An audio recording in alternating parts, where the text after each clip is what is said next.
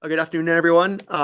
Welcome to the third meeting of the Right to Repair Working Group. I'm sorry we're off to a little bit of a delayed start this afternoon, but the weather caused a little bit of a delay.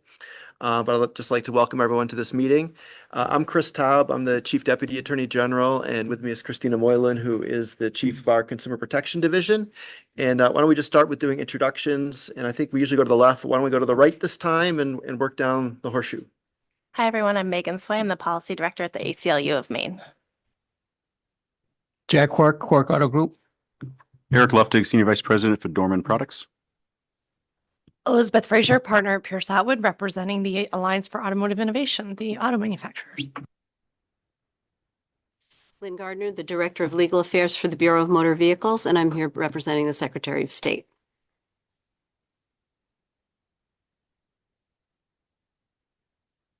The auto parts here representing the aftermarket distributors and retailers. Tommy Hickey, Right to Repair Coalition. And I think, Brian, are you on Zoom? Yes, I am. Thank you. Brian Boggs from Tesla Vehicle Manufacturer. Okay. And are there any other members, Katrina, that are on Zoom? Okay. Yes, my name is Patrick Horan from AutoWorks Diagnostic and Repair in Kittery, Maine. Okay. Thank you. For the folks who are on Zoom who are going to be presenting, we'll have you introduce yourselves when it comes time to your presentations. But thank you. And I'm sorry, did you have a question about who the last person was? Brian Boggs is from Tesla. Okay. Yeah. So for our meeting today, we have a couple of presentations, maybe more than a couple. They're sort of in two categories. I think we're going to have some presentations from independent repair operators who are going to maybe discuss a little bit about access to vehicle data and sort of any challenges they've been facing or how it's been working, sort of, whether they have any, sort of views on how a program can be implemented to improve access to vehicle data. Then I believe that Tommy Hickey has brought a couple folks who are going to make some presentations regarding ways that this right to repair law could be implemented.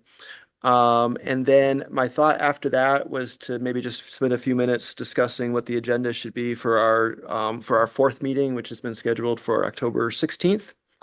And so before we just launch into presentations, do any members of the group have any things that they want to raise or comment on or any other business to take care of? Not so much business, but just to reaffirm that the resolution that formed the committee, our purpose is to develop the recommendations for the entity, not to discuss and debate whether or not right to repair is needed or not needed. Fair point. Yep. All right. So I think Elizabeth, you've brought a couple folks, or you have some folks who are available to talk, and I know Tommy, you have some folks. Jack, I think that you brought someone with you, or you couldn't make it. Okay. So Tommy, why don't we start with your folks, and then we'll go to Elizabeth's. Sure. So during last week's meeting or 2 weeks ago's meeting, we had a discussion about getting some independent repairs to kind of hear their firsthand experience with fixing vehicles, both to the OBD port and where they see this new technology in vehicles going, and how important it is to have up-to-date information as this technology evolves into more and more vehicles. So I do have a number of independent repairers which have graciously given us their time to tell us their story about vehicles from the firsthand experience of fixing them. Not sure who wants to go first here. I know you guys are all very busy. I see Wes Luther is first who hit my eyes first. So Wes, could you mind kind of giving us your firsthand experience and introducing yourself and your background? Yeah, my name is Wes. I got 22 to 24 years of experience. I'm an ASC world-class technician. I find that honestly, as of right now, it's turning into like a tug-of-war match with, manufacturers and independent repair shops. And to be honest with you, the biggest problem that I find, if we beat past all this, at the end of the day, the customer loses because it already takes 3 to 4 months to get into a dealership now.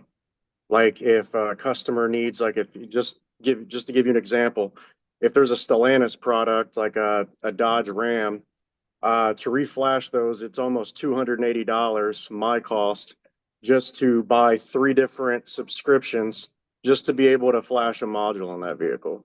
GMs and Fords aren't too bad, like 40, $50. It's not too bad, but to have all these different subscriptions to pay, Fiat Chrysler Association, so much money a year, have an approved scan tool, have basically have a flash tool to even be able to do anything, like it's difficult. And then if it's something that we can't get or, we can't do, the customer's waiting 4 months at a dealership just to get in.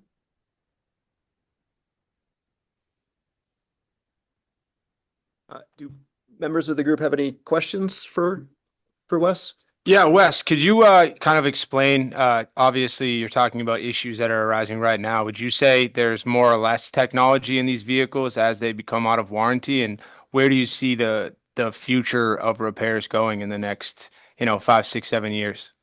Well, what I see now is in order for you to even do a power steering rack in a vehicle or anything basic, everything has a module in it. Like if you aren't getting equipped with a pass-through device, your shop's going to be deadlocked.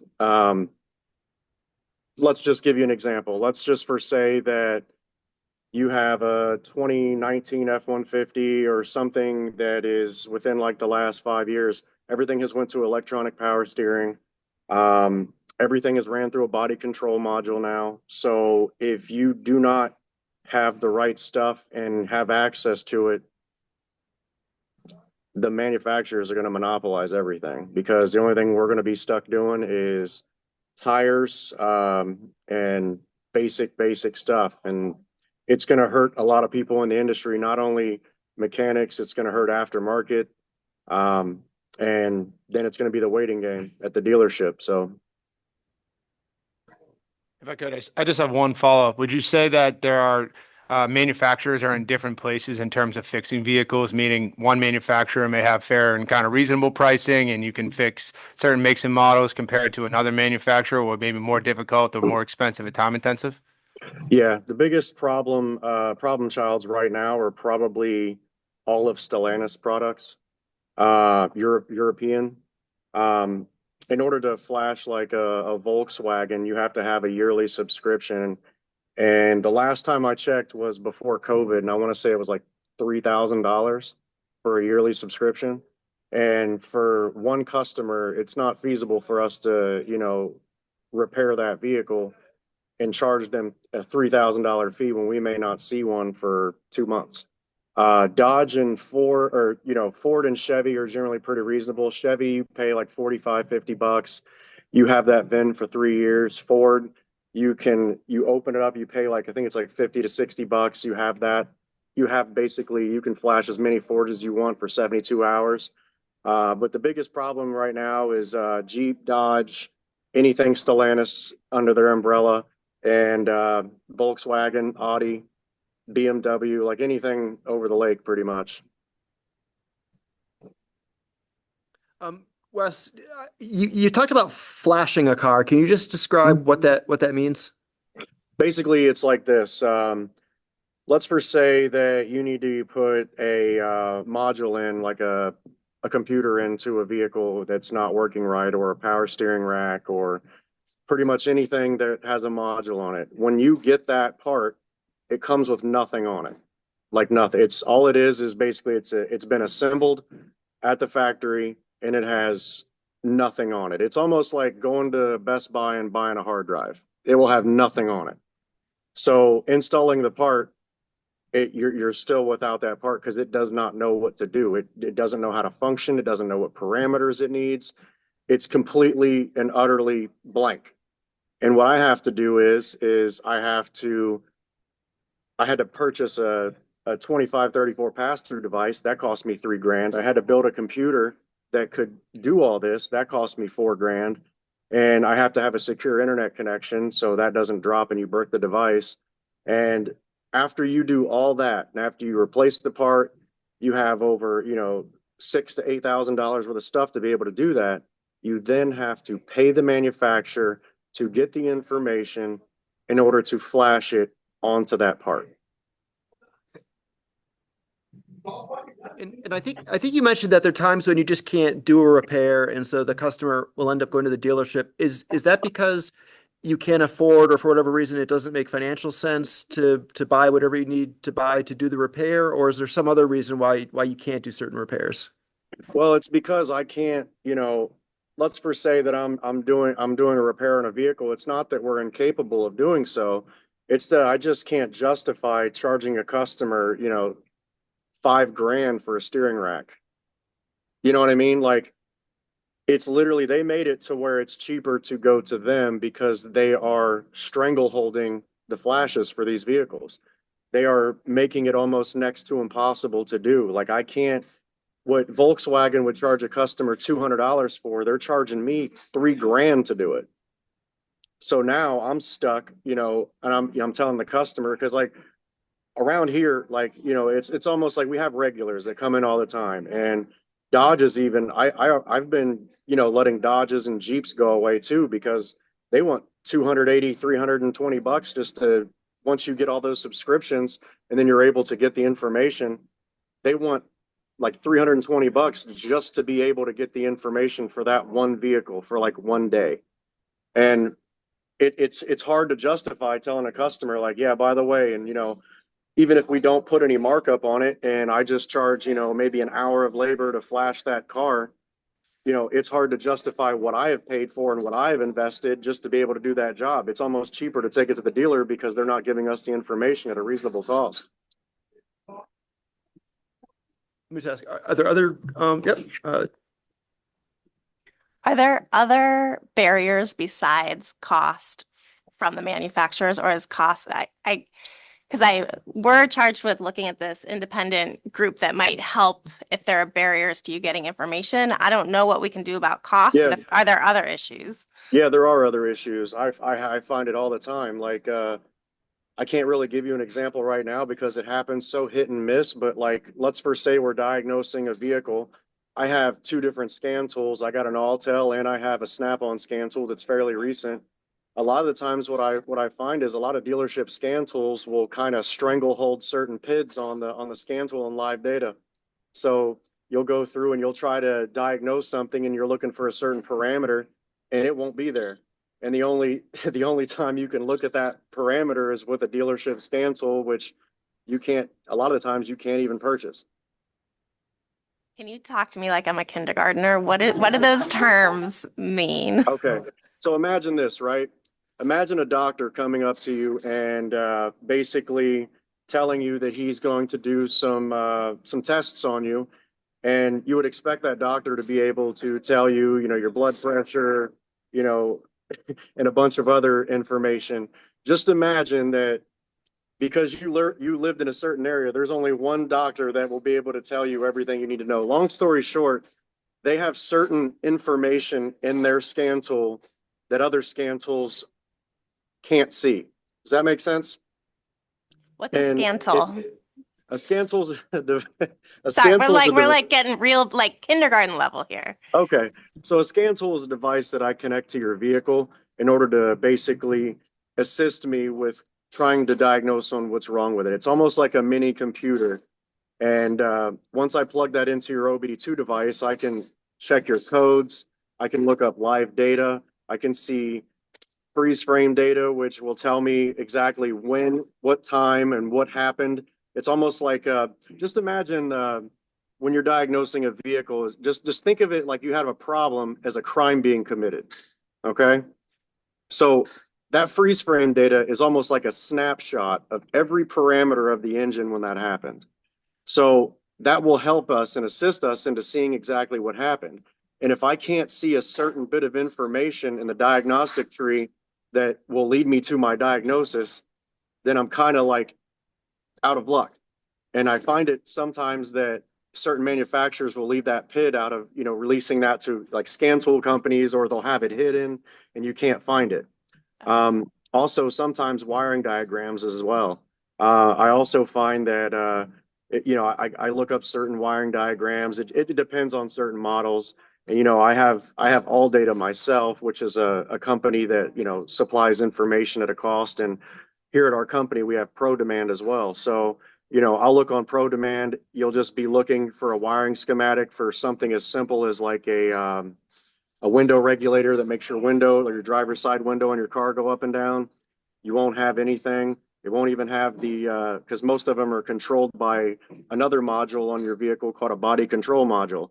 And, you'll sit there and you'll press that window button up and down and nothing happens. And if I don't have the diagram, I can't help you. Other questions? Yeah. Yeah, Tony? just, what's the average model year car that you're fixing? I mean, I see everything. I always get the problem childs for my district. Everything that is either very difficult or no one wants to fix or can't fix, it ends up at my doorstep. So, I mean, it's a mixture. I can do an engine on one car one day, put a steering rack in the next day, do a transmission the next day, do a module the next day. There's such a vast gap in what I do here. It's almost impossible to give you an idea, but I do work on a lot of newer vehicles up into 2024, even vehicles that, people, this is actually one thing that is actually fairly important. I have a lot of customers that have vehicles within like 3 years that bring it to us and have me fix it because they're 6 months out on getting it warranty fixed. Any other questions? Wes, when they bring it to you and it's under warranty, I mean, presumably the dealer and the manufacturer would be paying for that repair under the warranty. But if they're going ahead and having you do it, then they're paying you for that repair. Is that right? That is correct. But if it immobilizes their vehicle and they can't drive their vehicle for 6 months, that kind of justifies, them paying for it. And if we get completely locked out, what's ends up going to happen is a lot of mechanics are going to go to other trades. There's going to be a massive gap in, getting your car fixed. You're going to find a lot of us are probably going to go to HVAC or other trades or plumbing or electrical or, it just depends. And, with all of us here, and there's still 3 to 4 months before a person can get into one of those dealerships. I challenge all of you to ask to call a dealership and tell them your PCM needs replaced, give them the year, model, and make, and see when they can get you in.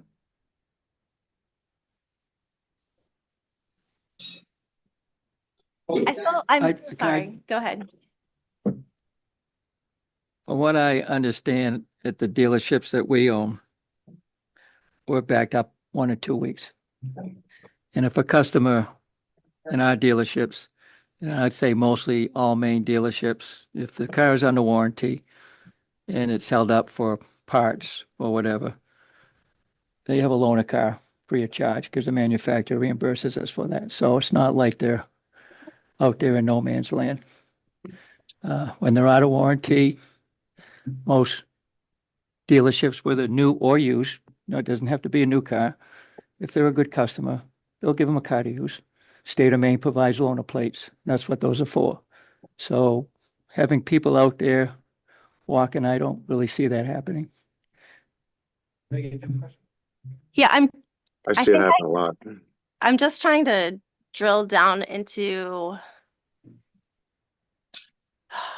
the problems of not having access to the information when you use the Scantel, or the Scantel is the piece that you're missing. How often is that the problem? And what do you do when that happens? Well, if I basically don't have the information to diagnose the vehicle, I mean, I can, I try to go in other means and try to use basically my gut as far as like what should be done next. It happens quite often, but a lot of times what I'll do is I'll go with my gut. I'll go as far as I possibly can. And at that point, we give the customer the option. We'll stop the diag and, they can either kind of walk and go to a dealership, or you know, I can try to replace a part that, you know, my experience has led me with before, but sometimes, you know, you don't even have an idea because you can't even see what's going on. It depends though. Like, I mean, we're talking about every single situation that I've been through in like 20 minutes, and it's kind of hard. But I can Yeah. tell you not having the correct information makes it very difficult for everyone. But there's not like a number at the manufacturer for you to call, or there, you know, there's not a way for you to address that. If you worked for a dealership, you could call the hotline and have somebody basically with all the knowledge of that particular model help you. But I mean, realistically, No, I meant you. Yeah, for you and folks like, I'm like it. That's like yeah, that's what okay. I mean. Like I'm the guy. Like it doesn't like if there's another one of our shops, because I'm with VIP Tires and Service, and if they can't figure it out, they send it to me, and if Yeah. I can't figure it out, then it's a problem. Thank you. Any other questions? Wes, just my last question is, can you just spell, is it Scantool or Scantle, or can you just spell that? S is in Sam, C is in cat, A is in apple, N is in Nancy, and there's a space. T is in Tom, O is in orange, O is in orange, L is in Larry. Okay, so it's Scantool basically is what, okay, got it. Well, thank you very much for appearing here and answering our questions. Unless anyone has any other questions for Wes, I think we can go to the next person. All right, thank you again, Wes.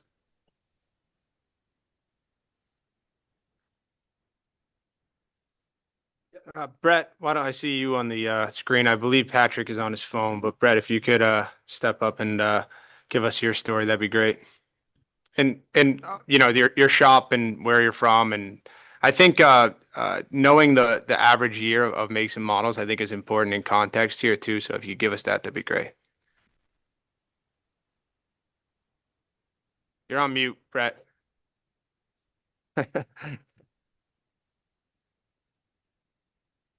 Sorry about that. My name's Brett, owner operator of Wyndham Automotive.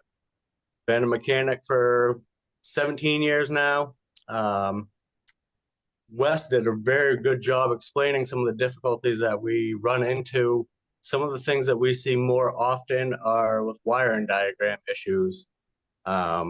Just as anything, even probably more so with a car. If you don't know how things are supposed to work, to try to fix it is just impossible. We have the same computer programs that Wes talked about with the ProDemand and the AllData. We use Identifix as well. There's a lot of information on a lot of different vehicles on there. But once you get down into the nitty gritty, if you're looking for something specific, it can definitely be frustrating. And if you come up with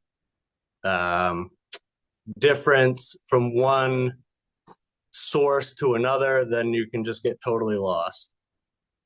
I would say what we normally work on, a good average would be a 17, 18 model year vehicles. We definitely get into some older stuff, and we do see some new stuff as well. The newer the vehicle, there's no doubt there's just more and more electronics. Everything is controlled electronically. Right from the steering to the throttle, brakes now, electronic. Cars essentially drive themselves, which can be great, or if electrical issues happen, can obviously be quite an issue.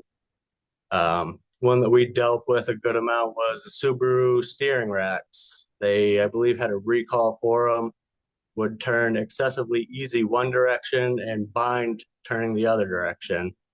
As Wes said, we can change that rack, no problem. But to put a new rack in and not be able to program the steering rack to the vehicle is essentially useless. In our situation, we have steered some customers to dealerships. And again, as Wes said, one particular lady had a vehicle that was 6 months old, brought it back because I wouldn't put a sticker on it because it had steering issues and was not safe to be on the road, in my opinion. And she waited, I believe, 7 months before Subaru could get that in and address for her. So she asked me what to do about expired inspection sticker, and I recommended that she have the dealership she bought it from put an inspection sticker on it.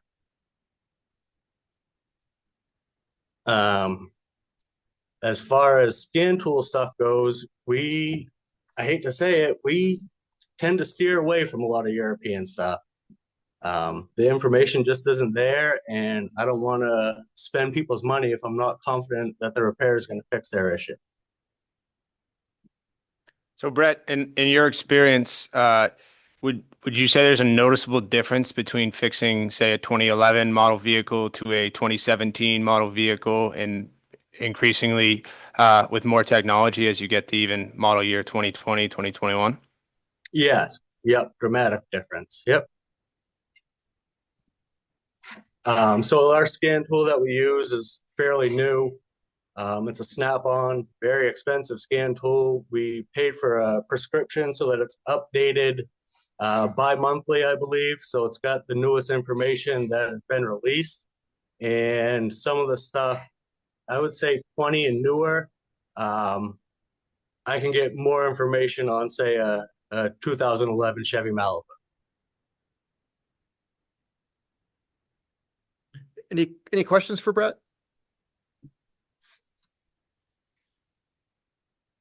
I have a question about you pay a subscription to have the scan tool have access to certain information. Is that correct? Yes. Yep.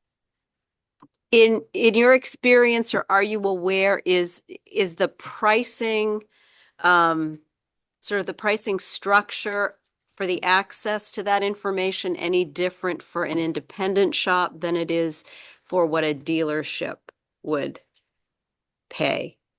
So what we're paying for through Snap-on is covers a very large umbrella. It's basically gets you most of the information on all the vehicles, whereas a dealership only needs to be concerned with a specific brand.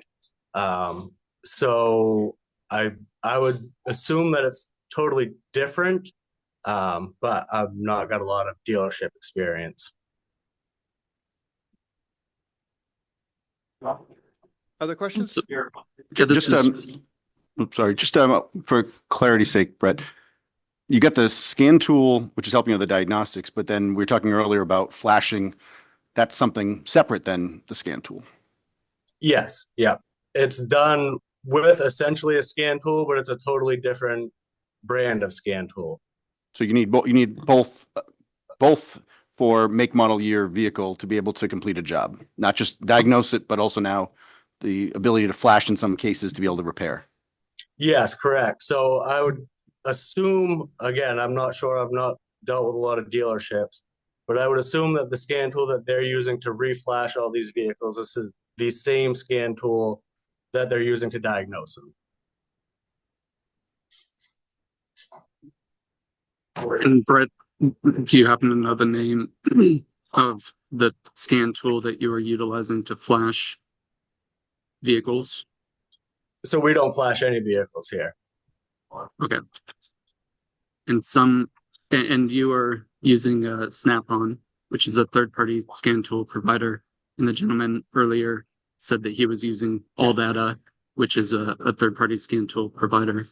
So the 2014 MOU and the 2023 repair data sharing commitment and this bill in Maine, they all require that manufacturers sell their scan tool to independent repairers at fair and reasonable terms. And additionally, that the manufacturer makes the same diagnostic and repair information used to create the scan tool available to third-party scan tool companies.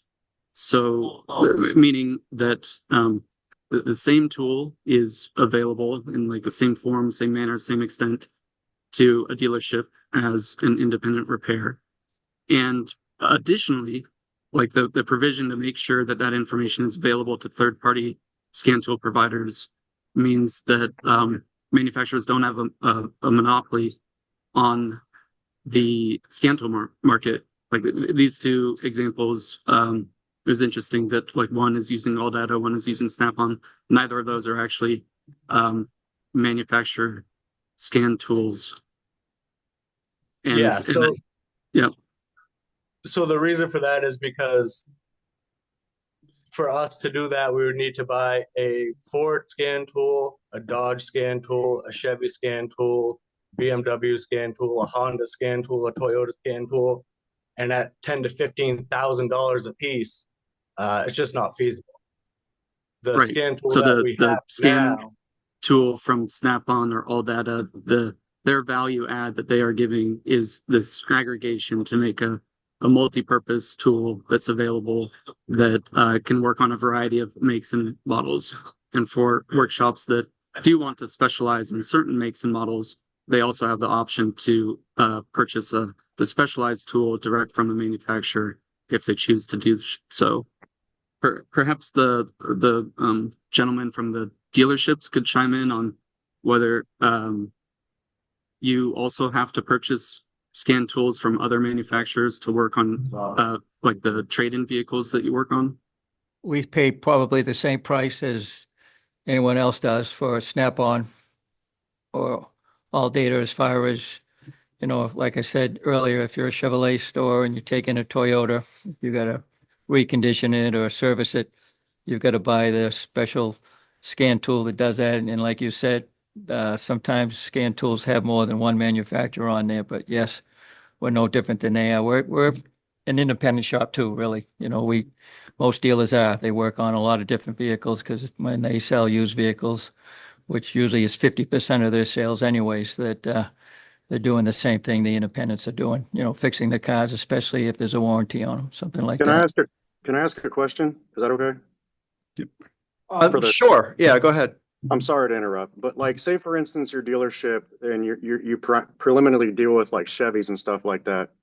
Say for instance, you take a Toyota on trade-in and you can't get basically, your Chevrolet dealership doesn't really have the ability to, let's first say, put a rack in one of those Toyotas, does it? I don't know if I could accurately answer that question, but I would have to say most anything that we take in trade, we take care of right on our shop. If it's something, usually what we do is we run a VIN on it. And if it's still out of warranty, we take it to whatever because it's free. We don't want to pay any more than anyone else would. But if you can't, like, you guys have to basically, you know, you would have to get like some sort of universal like flashing tool in order to do that, because most Chevy dealerships just have their normal laptop for Chevrolet vehicles. So you would have to pay Toyota, and then, you know, if one of your guys normally don't carry actual like a pass through like a J2534, you would have to send that to Toyota to get it fixed, right? I guess it would all depend on as far as the scanning tool that you have. Well, most of scan us have. tools and pass-throughs are two different devices. Yes. Like you would have to basically send it to Toyota to get like a rack flash, is what I'm saying. That's possible. I'm not a technician to be able to answer that, but we don't seem to have a problem getting a vehicle fixed, whether we fix it or we send it to a Toyota store. It's no different than when I go to the doctors. You know, I go to my regular doctor, but if I got a problem with my appendix, I got to go see somebody else. Unfortunately, that's the way the world is, I guess. All right, let me just see if members of the group have any other questions for Brett. Yeah, Elizabeth. This isn't it's sort of a question for Brett, actually, I guess. As was stated earlier, sort of the purpose of this group is to determine how best to provide the access to the telematics, which I think has been identified as the potential problem area. And I just haven't heard any discussion of anything related to telematics yet. So I was wondering if you could share some direct experience where you've been unable to repair a vehicle as a result of an inability to access telematics data. No, I don't have any specific evidence right on top of my head. No. And I guess I'll just clarify. I'm not sure that this independent entity would just be managing telematics access. My understanding is the entity would be managing access to both telematics data, but also other kinds of vehicle generated data. Yeah, that's correct. I might be wrong, but No, through the OBD yeah. board as well. Yeah. So I don't think this is just limited to administering telematics access. Then I would just piggyback to say, I think I mean, we've certainly identified that the telematics access is the issue, where we have all acknowledged that the OBD port is, mandated under the MOU, which was then updated to reflect the telematics piece. And obviously the OBD port's on all the cars. It's a federally mandated requirement. So, and that scan tool is obviously what plugs into the OBD port. So we're talking about something that's very much already on cars. Yeah, do any people have any questions, any other Oh. questions for Brett? And yeah, Can I respond just a second for that? There's been some discussion by Mr. Boggs and about the MOU and then the update. So in my opinion, I think it's important for all of us to kind of understand what these things really are. When we had the last meeting, there was a discussion about telematics not being included in the memorandum of understanding. And we should all understand about the MOU that it is a non-binding document. The people that entered into it, the shops, the other folks, can't enforce it. It's a memorandum of understanding, kind of setting some agreements about the plane rules. But in that agreement, it specifically says, quote, "Nothing in this agreement shall apply to telematics services or any other remote or information service, diagnostic or otherwise, delivered to or derived from the vehicle by mobile communications." So when we're talking about the MOU, we're really not talking about telematics or access to telematics, because that was specifically carved out. Then you get to the update, which is called an automotive repair data sharing commitment. And it's entered into by the Alliance, which are the automobile manufacturers, and different parties than entered into the MOU. But it does address telematics. And what it says in part is this: to the extent that specific telematic diagnostic and repair data is needed to complete a repair, and also provided to an automaker's authorized dealers, the automaker shall make such information available to vehicle owners and independent repair facilities if it is not otherwise available through a tool or third-party service information provider. So you have to go through a kind of a maze to figure out whether or not under this commitment, which is also non-binding, whether or not the OEMs have any obligation to provide this information to independent repairers. And then if you get lucky enough, you check all of the boxes and you get to the end and they do, it does not say in what form. It may be a catalog, it may be an OBD2 port, it may be a diagram. It doesn't necessarily mean telematics. So I want to make that clear. I don't want there to be any confusion. And if somebody thinks I've misstated that, then please, by all means, let's have a discussion about it. so what I'd like to do, I think we're getting a little bit off track. Just one last question as we get them off. I have a couple questions for Brett too, so just hold on. But I just wanted to say that I think there are some discussions we have to have in the very near future, maybe at the next meeting, in fact.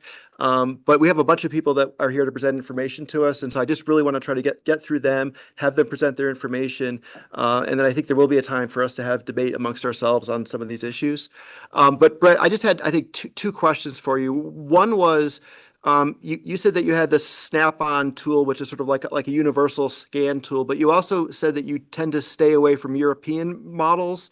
And so I'm wondering if you have the Snap-on tool, why is it that you stay away from the European models? I would say, I believe it's the way it's probably coded into the scan tool. So for some reason, Volkswagens, BMWs, Mercedes, when I plug the scan tool into the vehicle and I'm looking through the data, a lot of times we start by looking for a diagnostic trouble code, a DTC. Those codes usually start with one letter and then have 4 numbers after them. The letter would tell you what part of the vehicle you're looking at, whether it's the ECM, the engine control module, the EBCM, the electronic brake control module, power steering. Vehicles now have modules for heats, for the seats. Seats have multiple motors in them to move the seats around. Now they're heated, air conditioned, a lot of airbag information in the seats, depending on which charge it would deploy, where the vehicle in an accident. And with the European vehicles, it tends to give me a code that when I put into the to the programs that we pay for the diagnostic information, which would be the Identifix and the ProDemands, they just can't decode them. And it ends up essentially, I hate to say it, sometimes we end up looking around on Google, which is very frustrating that we pay for the data and sometimes have more success just looking around blindly on the internet. And then the other thing you talked about, and I think that that Wes mentioned this too, is the wiring diagrams. And I'm wondering, are you getting wiring diagrams from the manufacturers, but they're not complete somehow, or are you just not able to get access to the wiring diagrams? I guess I'm just wondering if you could speak a little bit to sort of like what the problem is when it comes to the wiring diagrams. Yeah, so the wiring diagrams we're all pulling off of Identifix and ProDemand, which again are websites that we're paying monthly for all this information. They are the ones who get the information from the manufacturers. I have no clue what is involved before it gets to me, but sometimes even those two websites from one to the other, whether it's wire colors, connectors, ground locations, small variances when you're dealing with a vehicle that's got thousands and thousands of wires in it. If you're looking for the wrong wire color, you could be searching for days and never come up with anything. Okay, thanks. And other questions for Brett? Yeah, I just have one more question for you, Brett. Is it fair to say that you work on a wide range of manufactured makes and models? Yeah. Yep. So in order to buy a proprietary tool for, say, all the manufacturers for cars you work on, is it financially possible for you to buy every proprietary tool in order to fix all the makes and models? Nowhere close. Nope. Okay. Thank you.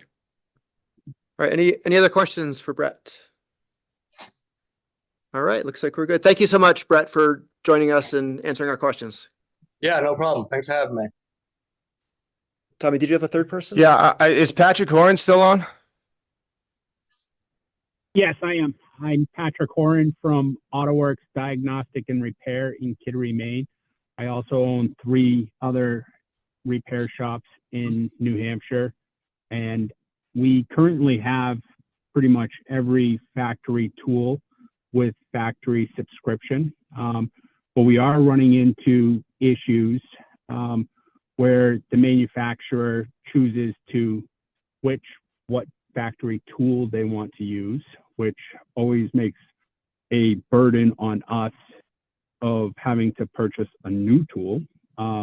Another issue that, I know is coming and the technology is there is these vehicles, as they're driving, they're taking data every day. And if you have an intermittent problem on your vehicle, if I had the access to it, I could go into your vehicle and see what's going on when the problem is actually happening to save you a trip to the dealership or to our shop. And that's the piece that I don't think we're going to have access to, which I think is unfair because that information should be up to the customer who gets to share that information. Are there questions for Patrick?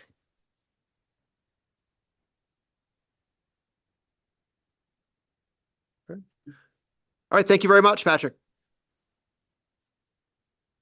Yeah. So, Tommy, is that it for folks that you brought? Yeah, that's it for the independent repairs. If we okay. want to Okay. move to, I don't So, know if they have. Yeah. Elizabeth, do you want to introduce your folks? Yeah, I think it's, I'm trying to, hey, there you are. I think Williams from AutoWorks, and let him introduce himself, but come on up if you want to take a seat there. Tap the little face there with your finger. Tap the little face icon to turn on the bike. Yeah. There you go. And then if you could just introduce yourself again and. Yep, sure will. Yeah. Let's get set up here.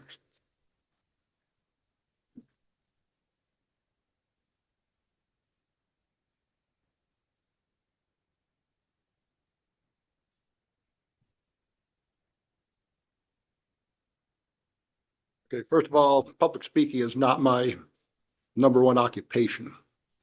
We're a pretty easy crowd here, so. Okay, good. Hello, my name is Voight Rich. Thank you for allowing me to speak on this issue. I own AutoWorks Maine in Freeport. My shop has been in business confidently repairing some of the most complicated European brand vehicles for 40 years now. I've also been involved in many industry organizations on a national level for almost as long. And now here's where it's a unique perspective. In the mid-90s, I became involved in what now known as the Right to Repair Initiative. I am still an active member of organizations that were uniquely responsible for getting what we have today to repair vehicles. I was there during the initial framing of this initiative and the original MOU agreement that was mentioned that resulted from it along with the manufacturers. This was an amazing grassroots success, and it still allows me near complete access to what we need to confidently and efficiently diagnose and repair even the most complex modern vehicle issues. Since this time, it has allowed my shop to own and use factory diagnostic tools and repair information to do our job. Each year, my shop and its highly skilled people confidently and accurately repair over 4,000 of the most advanced vehicles on the planet. To do this, we obviously must already have the needed access to the repair information we need. I'm here today speaking to the successes of my industry has had without need for legislation. How legislation could likely cost us and not help us. The Right to Repair initiative has now gone way beyond what we started. We ultimately won what we needed. It has been overtaken by forces seeking much more than what shops like mine need to do our jobs correctly. And furthermore, I am a firm believer in cooperation and not confrontation. Well, history. Right to Repair movement officially began in approximately 1999, but conceptually even earlier. It was initiated by the group ASA, which I'm a member of, Automotive Service Association, purely repair shop and collision shops, nothing else.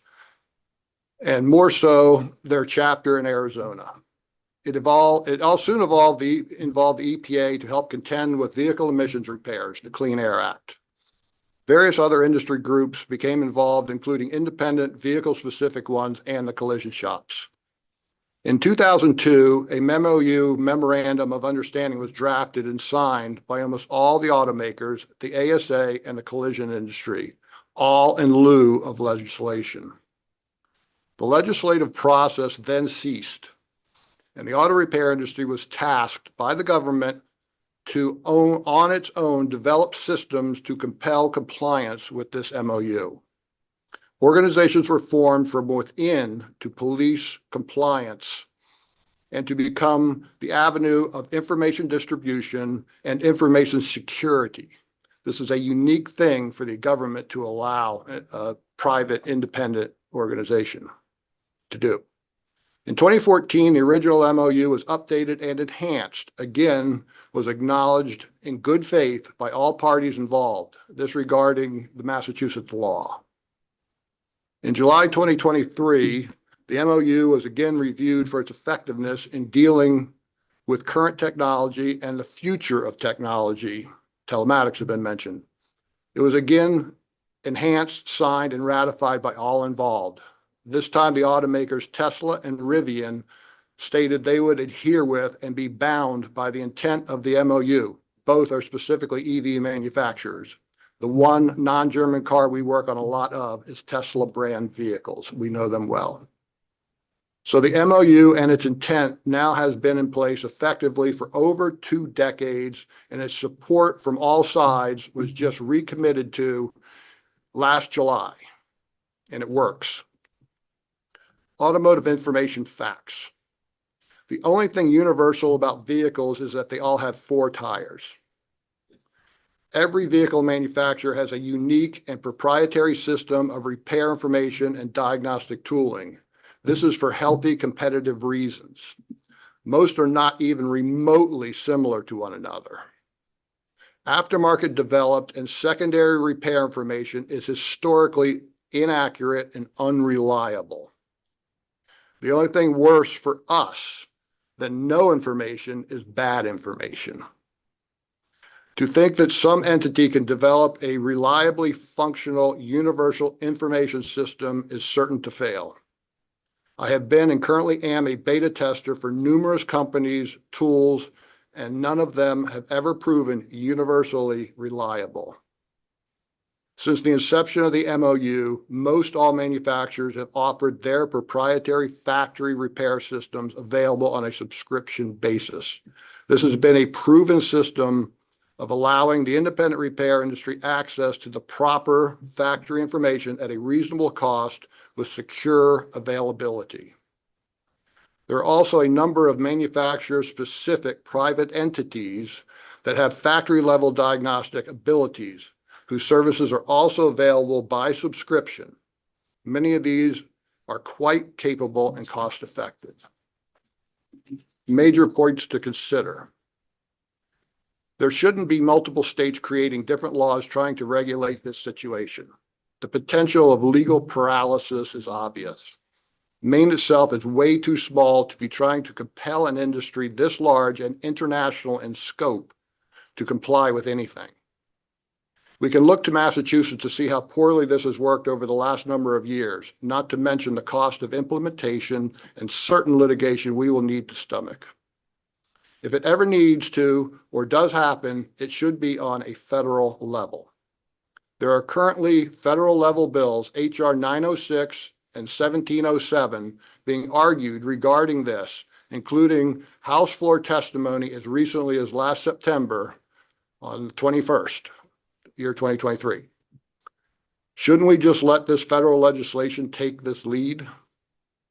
When the government gets involved with legislation, lawyers become involved and litigation will commence. All the good faith and history of cooperation will likely cease and the courts will take charge of a long-term litigation process we will all lose. Common question. Does this agreement, the MOU, have any teeth? What is to prevent any of the automakers from pulling out and leaving us high and dry with no information? The answer, maybe not. But what is certain, the lawyers do have teeth. Legislation will bring them all to the front line in a big way.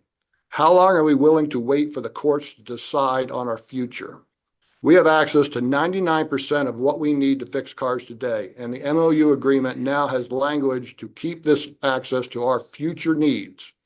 If not, the legislation is already written, and if having broken this agreement, it won't help the manufacturer's case. Until they do, the burden of proof otherwise will be on us.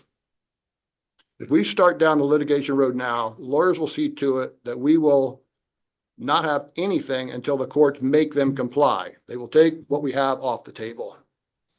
2 decades of progress could evaporate, and then we could again be starting from square one. That is a chance I'd rather not take.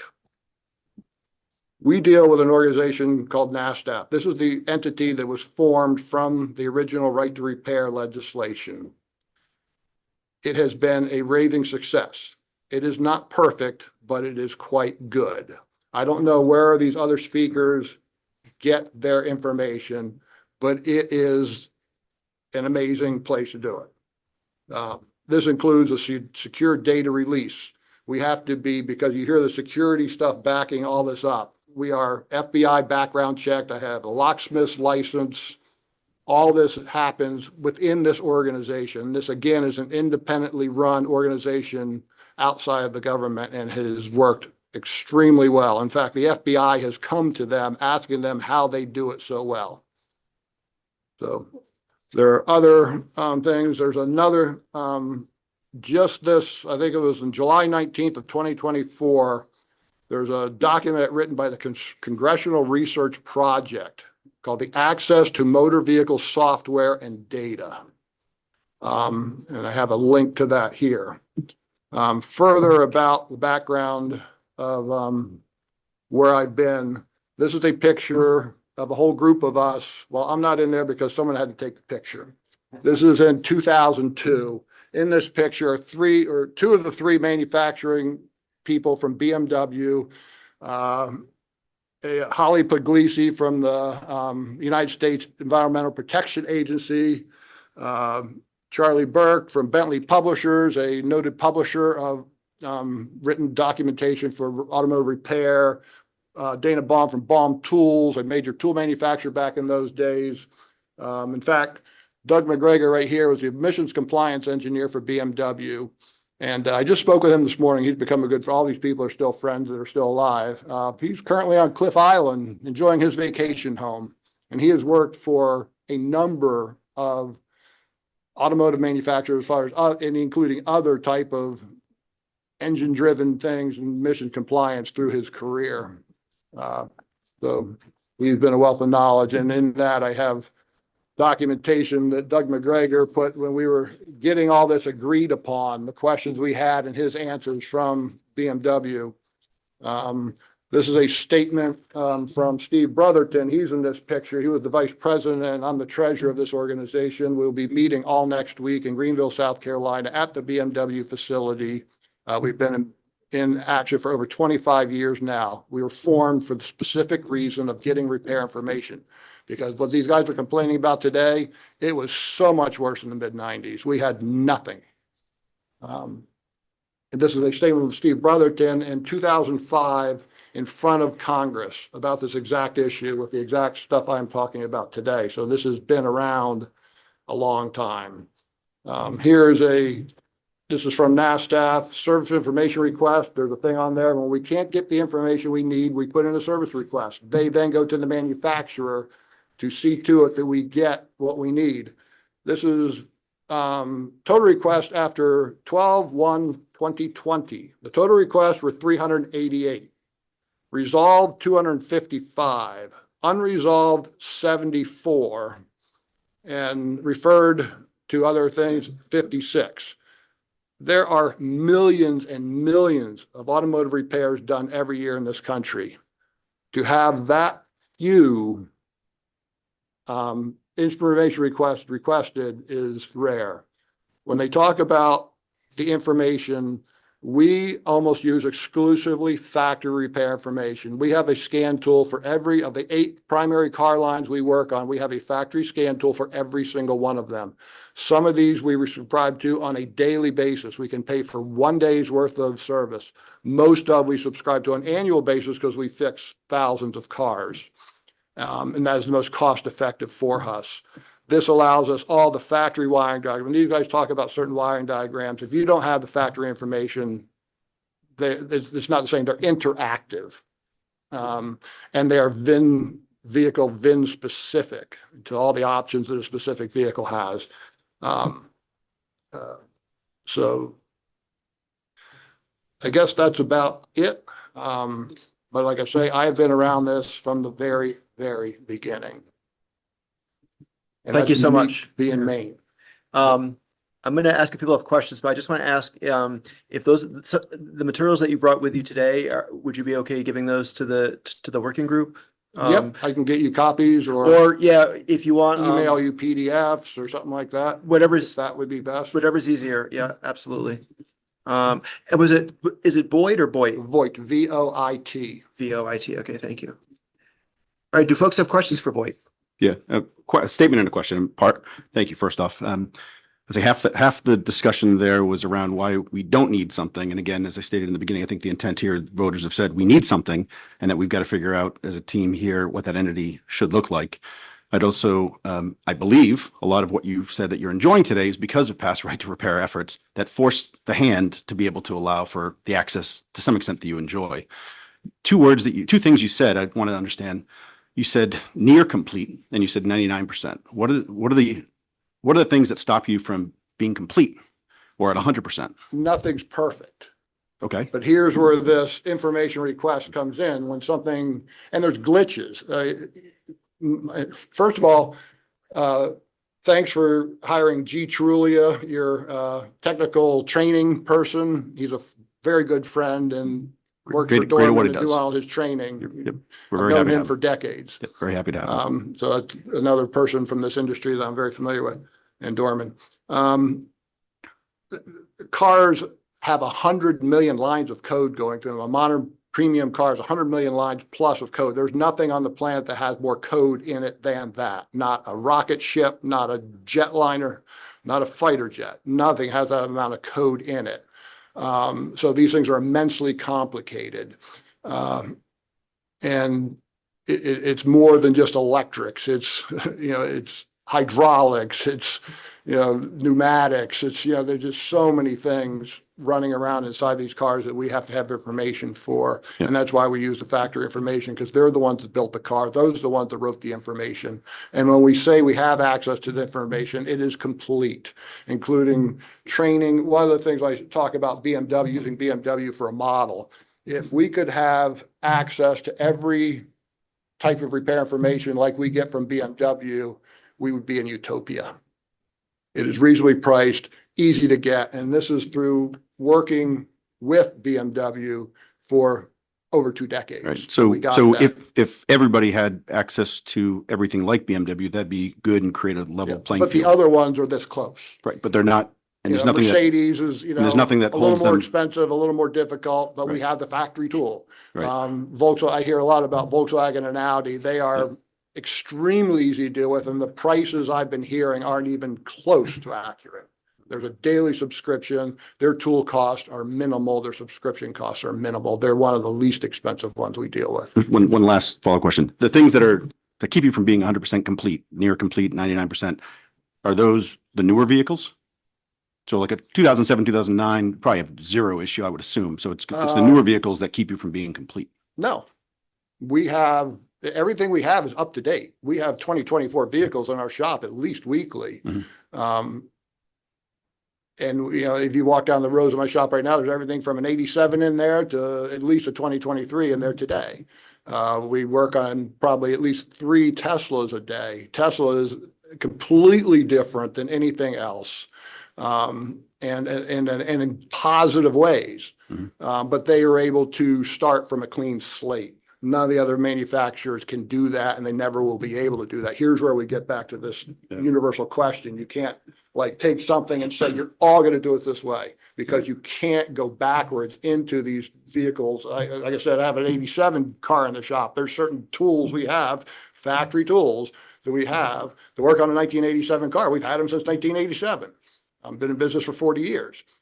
Completely different than what we deal with today. If I could ask one follow-up question, then just one more, promise. sure. On Tesla, have you ever had to send a Tesla back to an actual Tesla service center for things that you couldn't repair? Not that we can't repair. We will do that because Tesla is very good about fixing things under their warranty, and even when they're basically out of warranty. We had one the other day that had some corroded brake lines. The high voltage battery has to come down to that. We're completely capable of doing those things, but we told the customer in good faith, because that's how we do business, to give them value in their vehicles, to go to Tesla and see what they would do. And they accepted that they would fix the repair on them. So, not that we couldn't have done it. We just did. I can count in 40 years, I have probably sent 3 vehicles to a dealer. And I can tell you honestly, again, that was because of cost. At one point, we do keys. We can get, I have locksmith thing, I can acquire keys and distribute keys to customers, but oftentimes it's not as cost effective for me to do it as the dealer. So in a situation like that, where it's a very quick thing for them to do, I will send them to the dealer just purely from a value standpoint. But it's not that I can't do it and don't do it. Thank you.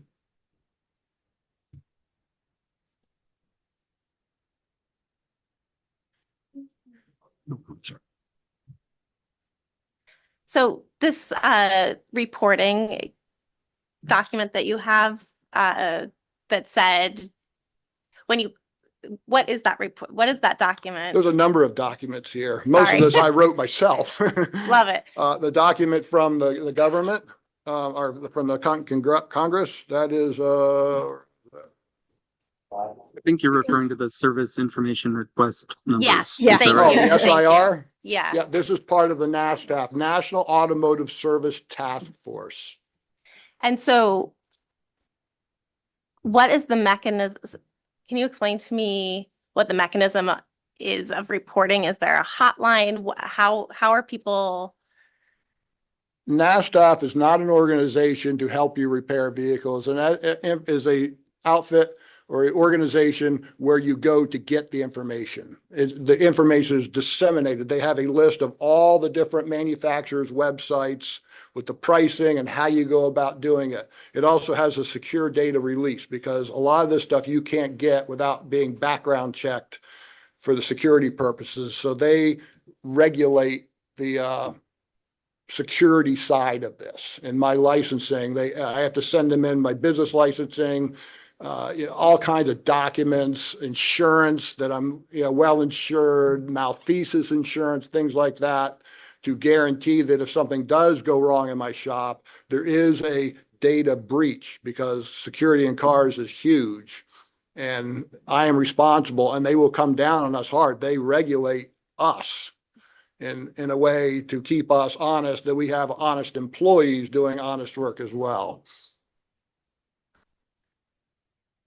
And so in exchange, they give you information. We then go to the websites they have listed and subscribe, firsthand with the manufacturer, with the automotive manufacturer. Like with BMW, I go to the BMW website, I log into it, I download the software onto a computer.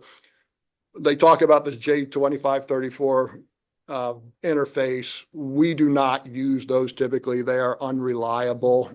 They aren't fast enough to deal with things. This is back to this thing that was considered to be a universal thing that just really hasn't worked. It just too slow. So we buy the factory interface, which is not all that expensive. I think the one for Volkswagen Audi was slightly over $1,000. It may have gone up a little with inflation recently. The BMW one was around $1,500. And this is the factory interface that all the dealers use. Getting back to I heard a discussion about what our cost versus the dealer cost. I don't know if Mr. Quirk can relate to this, but all the manufacturers, franchise dealers are required to buy the information and the computers and all this to do their job. They pay a lot more than I do to get the information that we get. At one time, BMW's computer was $100,000 and you had to have a $20,000 clean room to put it in. The beauty of what we have done, the system that they developed for us to have access to, is now exactly what the dealerships use, because it's that efficient. And because of our doing, they basically took all those $100,000 servers out of their dealerships and started using this cloud-based online system, which is the same information. So do you have any recommendations for the entity that we're charged with helping form of what should be included in the roles and responsibilities of this entity to ensure that what you're enjoying always is enjoyed? I don't think you need to reinvent the wheel. You just use what's there. NASTAF is a working organization that's proven itself since the year 2000. And it gets better every year. I would say that if you want to improve things, you give them a little more funding or something like that. They have teeth, but sometimes it takes, manpower and stuff like that to actually put teeth to work. So like I say, the repair industry is not a perfect world, and it never, ever will be. But I can tell you, in the year 2024, it is so much better than it ever has been. Yeah, so and the vehicles are so much more complicated. So we're charged with putting in place guidelines for an entity. So is there anything that specifically the entity should consider to make sure that today and the future, you and others get access to what you need? I don't know how you're going to do it. Can you elaborate or give your thoughts on why universal scan tools might sometimes show less information on a particular vehicle as compared with a scan tool that's designed to focus on specific vehicles? Like, what are some of the complexities around creating universal systems? Yeah, they don't have. I heard somebody say that the agreement says that the secondary or the aftermarket tool manufacturers have to have access to the factory software to put into their tools. I've never heard that. I'm not familiar with that at all. So these tools are built by kind of reverse engineering or, like I say, every manufacturer is different, and they are not reliable tools. You heard a bunch of stuff about Snap-on. We wouldn't have one. They just, it would, like I was telling you before, no information is even better than bad information. So, we work with a number of different scan tool manufacturers. AutoLogic, I've worked with them since 1999 maybe, or 2000. We deal with Autoland, iScan. If you look at a lot of these companies advertising and their training things, you will see the inside of my shop. iScan will be at my shop on the 19th of this month filming for training videos that will be on their website on how to use their tool. iScan is a very good tool. They are one of these people I was talking about as a secondary entity that they have what's called support on demand. And they basically have made their tool to be a factory interface. So they can mimic the BMW, they can mimic the Audi Volkswagen, they can mimic the Mercedes or the Porsche tool. We primarily work on European. That's why I'm stating the European makes. And then they have experts via wire that you plug their tool into the car, they take over the tool, and they use a factory diagnostic computer, whether it be a factory Mercedes Entry, a BMW Ista, or a Audi Volkswagen Otis. They are using that exact tool to do a coding or a programming or even help you with diagnostics remotely using the factory information. And one of the statements, Mr. Steve Brotherton testified before Congress, and in this picture, he stated he would not work on a car if he didn't have factory information for it, period. And I've lived by that same rule. Other questions for Voight yet? Hi, Voight. I've only met a few independent repairers against Right to Repair. So I know the document that you talked about, the updated MOU, that was signed with the ASA and the collision experts. Yep. Both those groups are against Right to Repair legislation. Do you know why they're against Right to Repair legislation? Because what we have is working. What we developed through ASA, I'm good friends with Bill Haas, who was the president of ASA at the time, back in the year 2002, when we got all this taken care of. We believe we have what we need. My shop is living proof that we do it every day. Go look at my Google reviews, 4.9, and there's hundreds and hundreds of reviews. Obviously, we're able to fix the cars that come into our shop. Right. So I know you know way more about cars than I think all of us do here. I don't think anyone's going to object to that. In the next 10 years, 5 years, depending on the manufacturer, you're familiar with remote diagnostics and telematics. Mm-hmm. Do you have access right now to remote diagnostics? Yes and no. There's only one car that I know of that uses remote diagnostics. That is Tesla. And I can, with the Tesla is a completely unique system. A customer can give me access to their vehicle via their smartphone. I can go into their car and pull any information out of that car I need. And I think it has already happened. I have to go back and look, but they are releasing us to actually be able to do repair stuff via remote. And this is remotely. This customer could have their car in their garage. Right. And I can be hundreds of miles away. And it would be fair to say that most manufacturers are moving towards this remote diagnostics, right? Tesla's usually ahead of the curve, I believe you've said before. Well, Tesla's a clean slate. They Right. can do what they want. Right. They So don't have to most do like they used to. most cars will have these capabilities within the next 10 years, would you say? I'm not certain of that at all. You're Right not certain now, of that. everything can be done plugged into an OBD2 port, or some of the older vehicles have their own proprietary ports, Sure. as well as an OBD2 port in the older vehicles. But yes, can the manufacturers see the information, the faults and things like that remotely? Yes, I'm sure they can. So do you think it's an They unfair have not advantage? necessarily allowed me to do it, but they don't. What I worry about with telematics is completely different than fixing a car. It's more that they're steering their vehicles to potentially their workshop and not allowing me. But then that's competition. I mean, I've So lived how in would you competition level- my entire life? How would you level that playing field if you don't have access to remote diagnostics and dealerships do? Well, I just need the car in my shop. As soon as I plug into it, I have everything I need. And it will always be that way.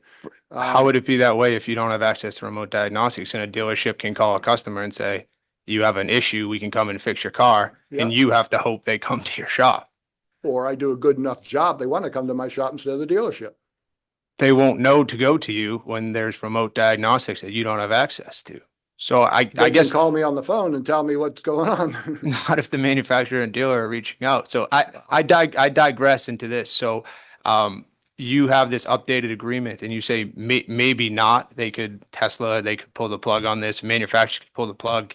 And if they don't uphold this, there's really no teeth in this. So But then we would you? then we can have legislation as long as it's what we have is working. So- That's where like the ASA and, you know, a lot of us that have dealt with this for a long time, you know, it's a cooperative agreement that's worked for 20 something years. So you wouldn't agree that we should legislate now and make sure that this agreement, which again, between two groups that don't support right to repair, be No, upheld because of What I see 84%. happening, as I explained, is as soon as you start poking things, lawyers get involved. The first thing lawyers do is everybody goes to their corner.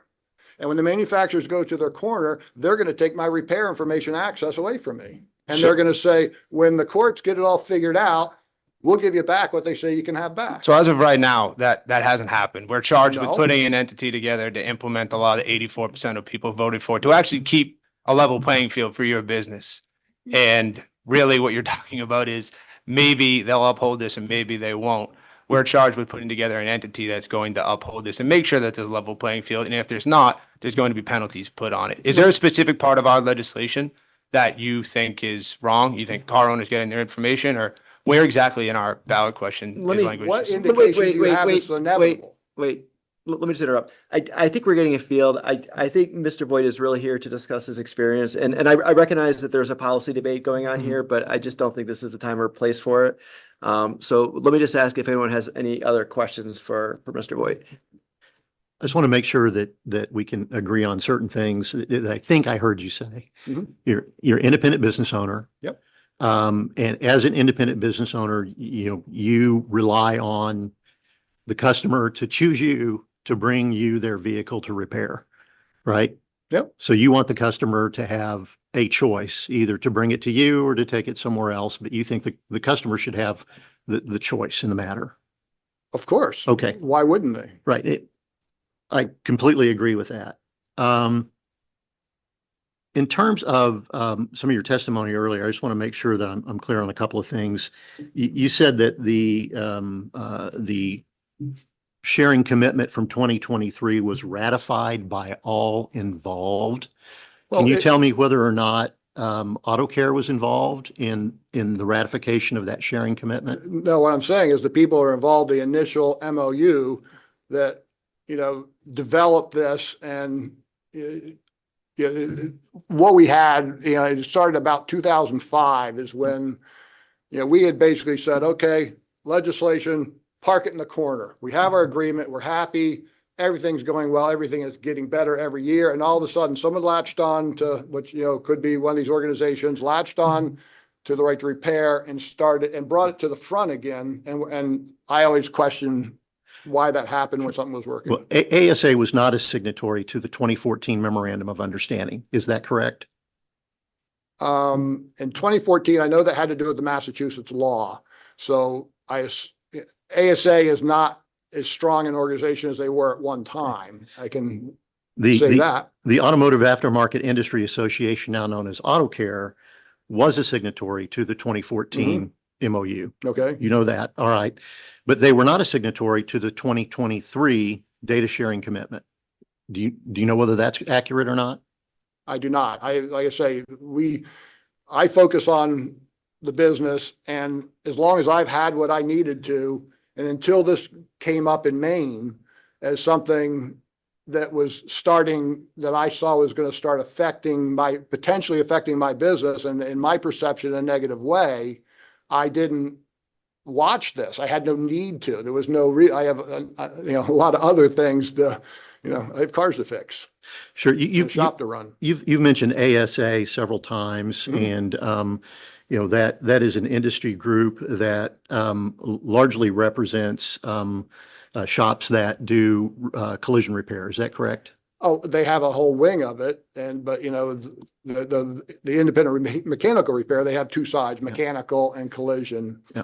Would you know what percentage of independent repair shops in the United States are members of ASA versus members of AutoCare?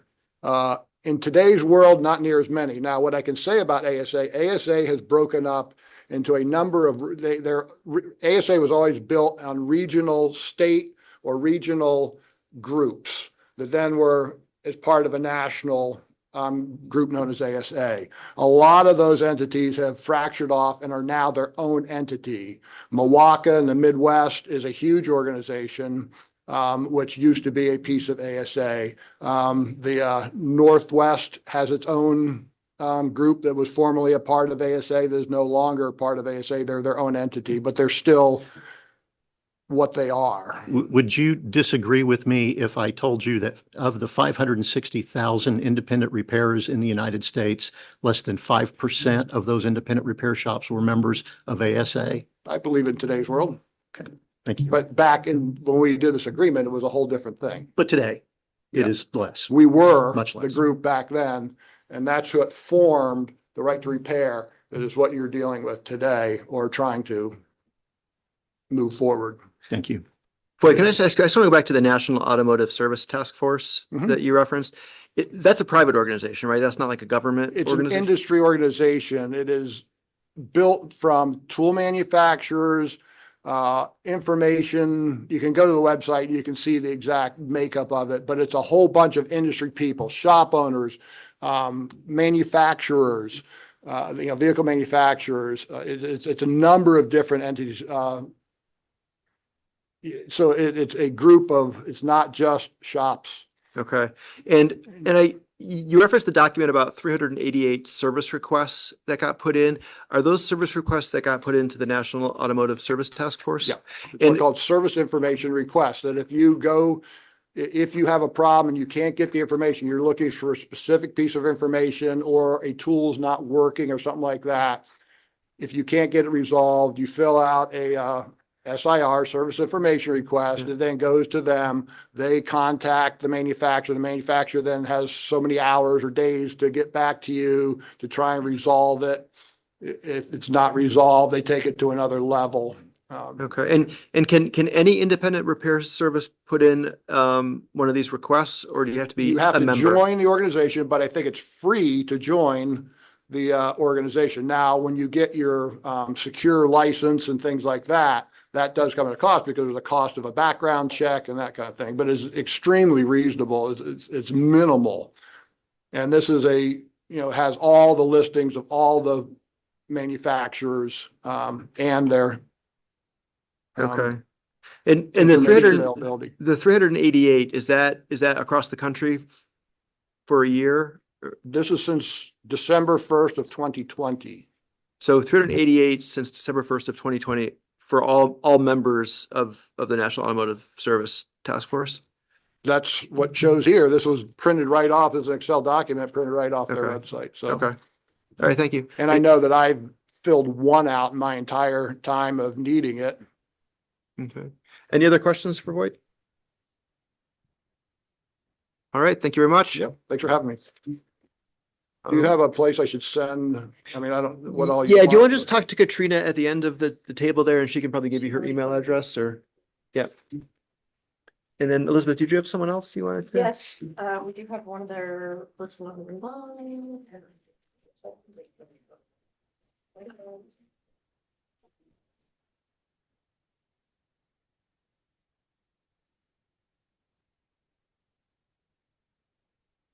Chris is first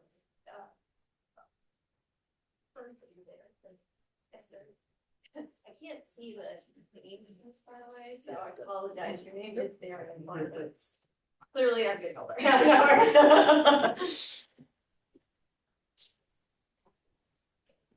So Chris, I think, feel free to go ahead and, sorry. I just realized I wasn't on mic. Chris, thank you for joining us today. If you'd like to introduce yourself and share a little bit about your thoughts on what you've heard today and anything else you want to share with us. We appreciate it. Sure. Hi, my name is Chris Burton. So I am a second generation family-owned business. We are an independent collision repair shop. So my perspective would be a little bit different than the past few people have shared.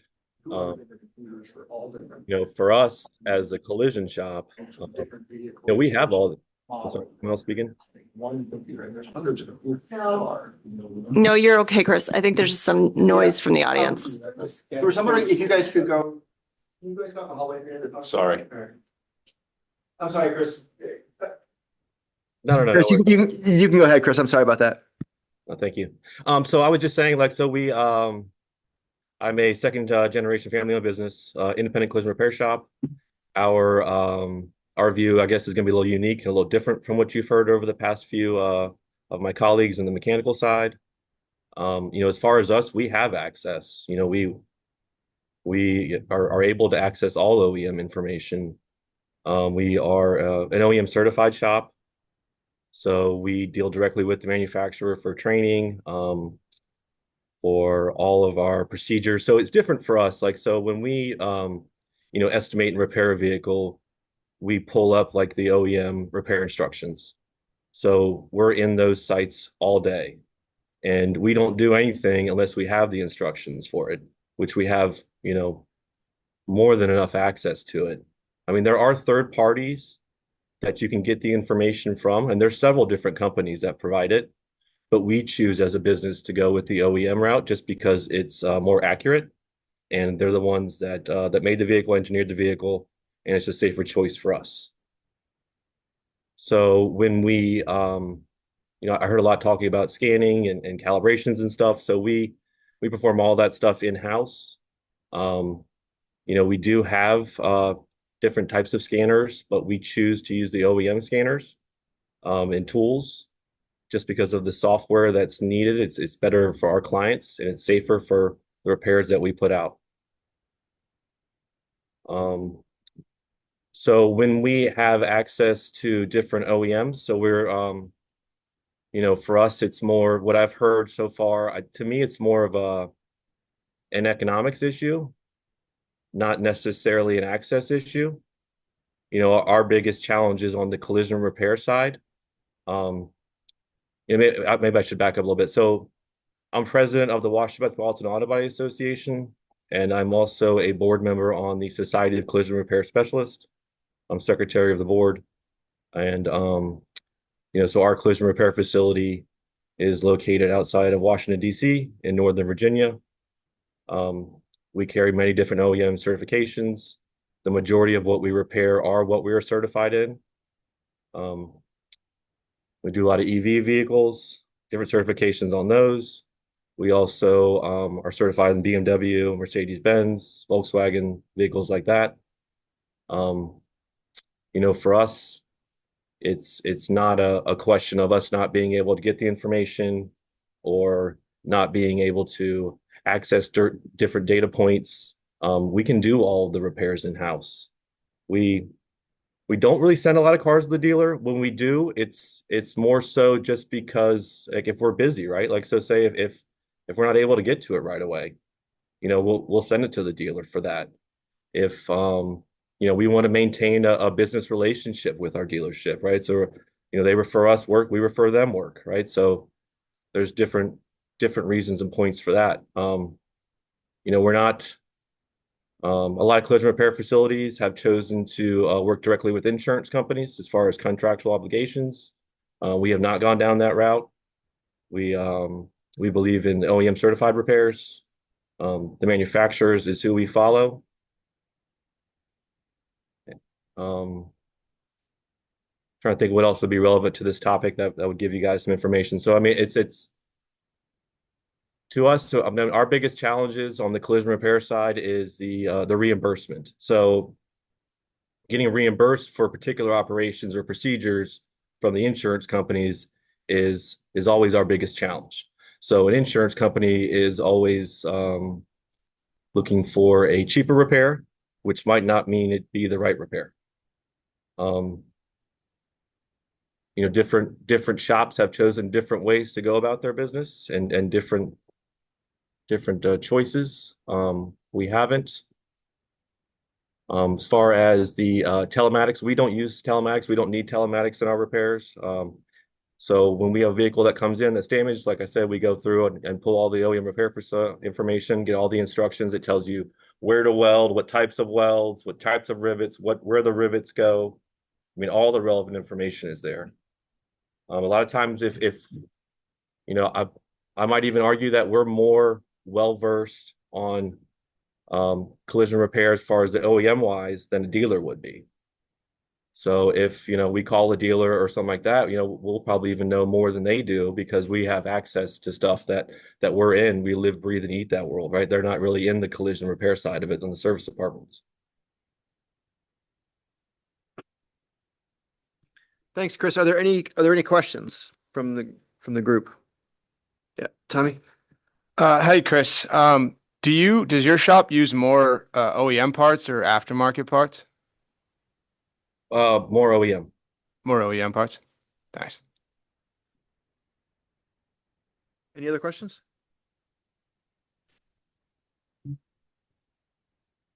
One thing that you mentioned was that it's an economics issue, not access. Can you talk a little bit about the cost to you of getting what you need from the OEMs, such as the scan tools, et cetera? Scan tools. So there's different, so there are different companies, like third-party companies that give you like an OEM pass-through, right? Like there's an AirPro, there's Opus, there's Aztec. There's different companies that have, so essentially you would hook the tool up to the car, go through the OBD2, and then that company has all the OEM software. So it's a per charge or per basis for each scan. So say like a pre-scan. So in a collision repair world, we scanned everything before and after an accident. So when the vehicle comes in, we scan the vehicle, and then before the vehicle leaves, we scan the vehicle. So it's a pre and a post scan. Sometimes we'll have to do calibration scans. If we use a third-party company that has the OEM software, those per scan can range from $75 to $150.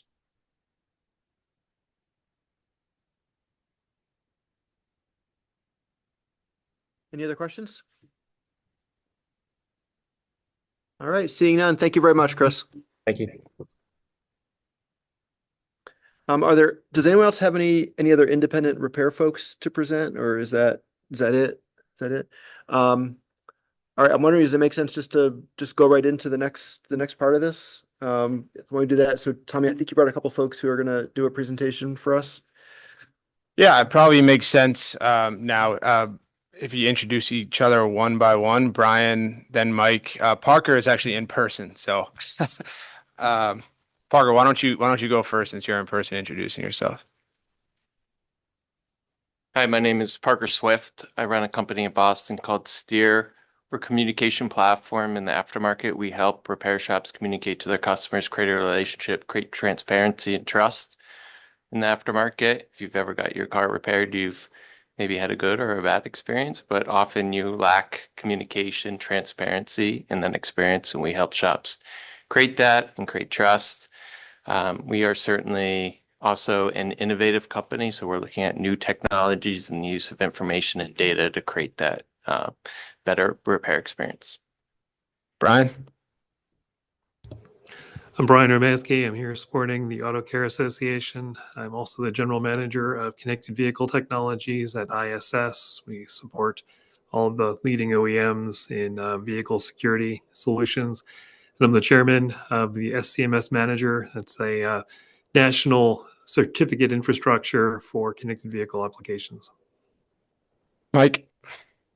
Mike Tanner, Director of Vehicle Technology and Innovation for the Auto Care Association. Great. So before I kick it to them, this is a group that was assembled to show ways that this law can be implemented using existing technologies, existing standards, existing authentication systems. And we put together a presentation we think will be really helpful for everyone to see. So I believe the longer one. And Tommy, maybe while they're getting that started, something that Mr. Voigt said that I think really hit to me at least was the fact that telematics is something that he's seeing in the market, particularly that Tesla is using this technology, but others are not. I would certainly disagree with that statement, and I'd love to play a voicemail today of a dealership where I bought my car using telematics to try and get me to come back to the dealership because of data that they're getting off of my car today, saying that I need an oil change. I'm 100 miles from where I bought that car, so think of Wes's example of a doctor.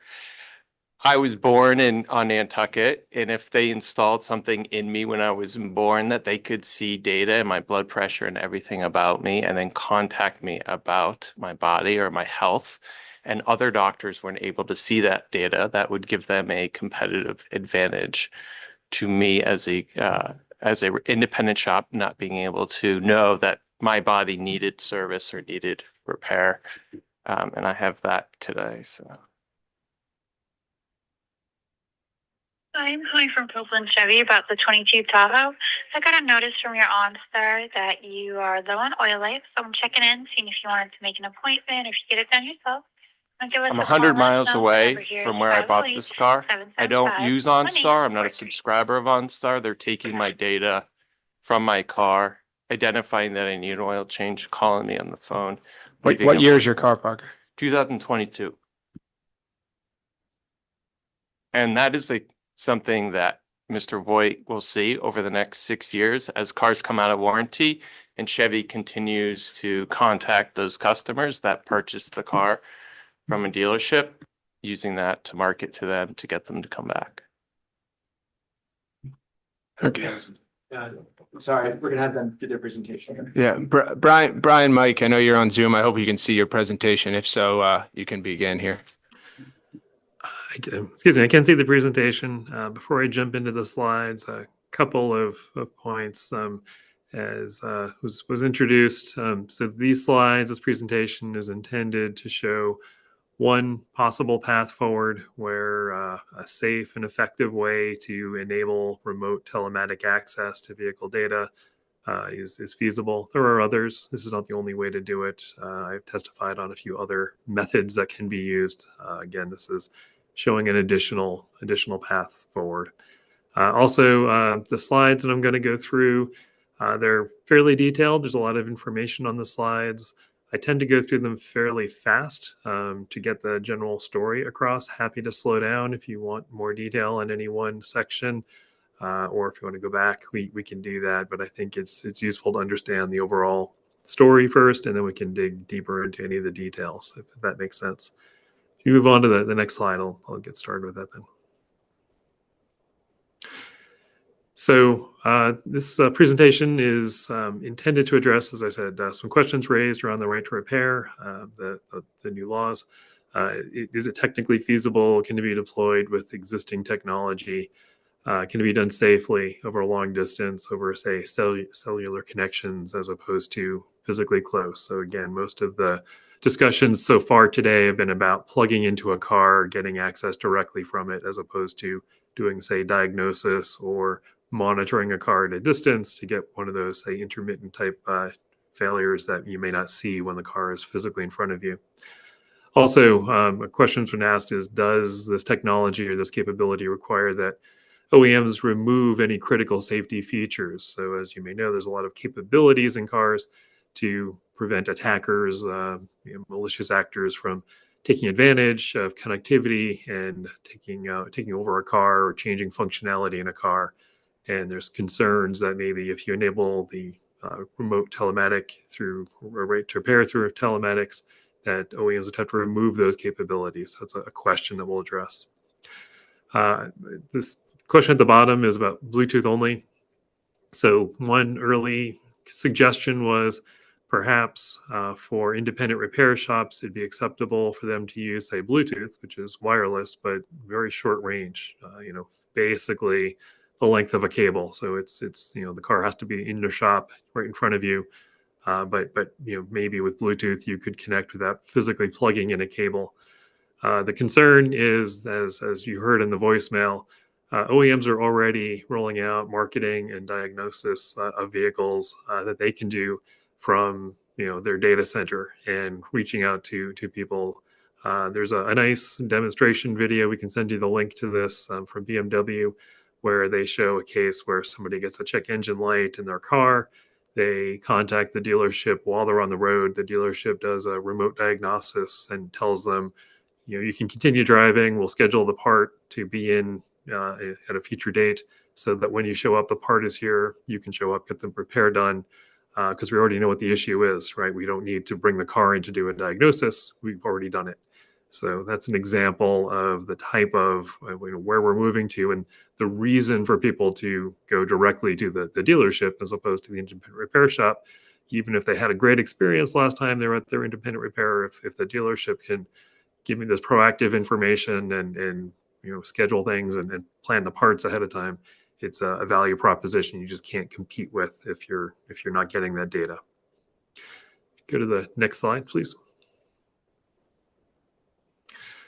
This is a summary of a survey that had been done to ask drivers what they care about in terms of what's high interest to them. So the stuff at the top is features, capabilities that the drivers really care about, and in the maintenance and support area in the top right, maybe kind of hard to read, but there's 2 items there. So predictive vehicle diagnostics and over-the-air updates. So this ability to get predictive vehicle diagnostics, like that message that says, hey, you need an oil change, or we detected a problem. Maybe your car is still driving fine, but there's a problem that's about to come up, and we'd like to repair it before it causes you to be broken down on the side of the road. That type of predictive diagnostics, that type of analysis remotely done, is something that drivers really care about and see as valuable. Again, you can't do that if all you can do is wait for the problem to happen and the car to show up in your shop so you can plug in your tool. It's too late, right? If the dealership already solved the problem, you're never going to see that car or the customer. Next slide, please. So there's some language here from the Massachusetts ballot question. I'm not going to read through all of it, just going to highlight a few things that have raised concerns and questions. I think they're similar in the main law as well. So the standardized method that doesn't require authorization by the manufacturer. So we heard a comment earlier about Tesla and how they do allow remote access. That's because they choose to allow that. It's not required. So they could turn that off at any time and say only Tesla agents can have access to that data. Today, they do make that data available to independent repair shops in most cases. Standardized and open access platform. So a consistent way to get access to the vehicle data. And I'll comment a little bit about how, not all vehicles are the same and maybe one size doesn't fit all, but if you get access to the vehicle through a common mechanism, then the detailed data that you get and the way you use that data might be unique per vehicle. All mechanical vehicle data is also raised a concern. We believe that there's a safe way to generalize that data. I'll talk about that a little bit. And getting it directly from the vehicle. So there are some proposals and some models that say, well, what if the OEMs collect all the data in their own platform and you log into their platform and look at the data there? The concern there, of course, is, again, they can choose to restrict it. They can choose to change what type of access you get in the future. So if you're not getting it directly from the vehicle and it's going through a third party, one, they can monitor what you're looking at, what you're seeing, so they can improve their diagnostic and repair and learn all of your secrets and tricks. And 2, they can choose to take that away at some time. And also the notion that the access should be limited to the time to complete the repair. So we want to make sure that the vehicle owner is in charge and that the access that's granted to any repair shop, be it from the dealership or independent, that it's limited to a reasonable amount of time so that it doesn't last forever. And there's also a requirement that you can send commands. So some diagnostics do require that you communicate with portions of the car, and that should be with some constraints on it. We'll talk about that in a second. If you go to the next slide, I'll explain some of these in more detail. So we think that there's 4 critical elements that are needed to make this type of model work. One is what we'll refer to as a shared trust model, meaning a common way for vehicles to be able to trust an independent repairer that's coming in and requesting access, and doing that in a way that isn't mediated through the OEM. A registration portal, a way for that independent repair shop to identify themselves and be authenticated so that you can tell the difference between a legitimate repair and some attacker or hacker trying to gain access to a car. You need connected tools, so you do need software or systems that can do the diagnostics, that have to be able to work through this network to get access to the car, and a data channel. I mentioned cellular communications. That's the most common data channel we think about as a long distance way to get data between a remote repair tool and a vehicle that maybe is on the road or at the vehicle owner's garage, at home. You need some way to communicate to the car, and cellular data is probably the best, most likely way to do that. Next slide, please. So I'm going to talk in a bit more detail about a technology called SOVD. It's a Service-Oriented Vehicle Diagnostics. This is a technology architecture that's actually been developed by a group of OEMs.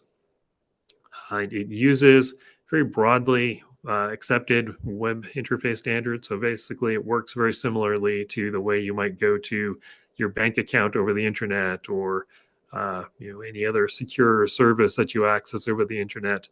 It's built on some very similar capabilities, so very widely used and widely adopted technologies. It does support direct access to the vehicle. It is portable to any vehicle that has a high-performance computer and that cellular network connectivity. We'll talk a little more about what we mean by that high-performance computer. So there are some older cars that wouldn't have the capacity to do this, but the vast majority of modern cars can do this. And it was created and endorsed by ASAM. ASAM is an industry organization. Most OEMs are members of ASAM, so they were the organization that coordinated this. ISO is in the process of standardizing this SOVD. It's not yet an ISO standard, but they're working on it. And AUTOSAR is a technology base that supports SOVD, so you can enable SOVD through AUTOSAR technology. If you go to the next slide. So what SOVD is a technology where there's a gateway in the car that can communicate with the internal modules. So when we talked earlier, we heard the repair shops talk about plugging into the car and using their tool, their scan tool, to access diagnostics within the car. This gateway module is basically acting like a connector for that scan tool. The logic, the smarts of the scan tool is still being run by the technician themselves at their local computer or their local shop. But the diagnostics gateway in the vehicle is providing access just as if they were plugged in effectively. So it's making it seem as if the tool is talking directly to the car, even though it may be distance or at a distance. The SOVD can tell if you're physically close by or if you're far away. So it might enable different types of access based on your proximity. So maybe you can do analysis and diagnostics over cellular when you're far away. But if you actually want to go into a special risky or high risk mode, or do certain types of repairs or updates, it might require that you be physically close, and it can tell the difference.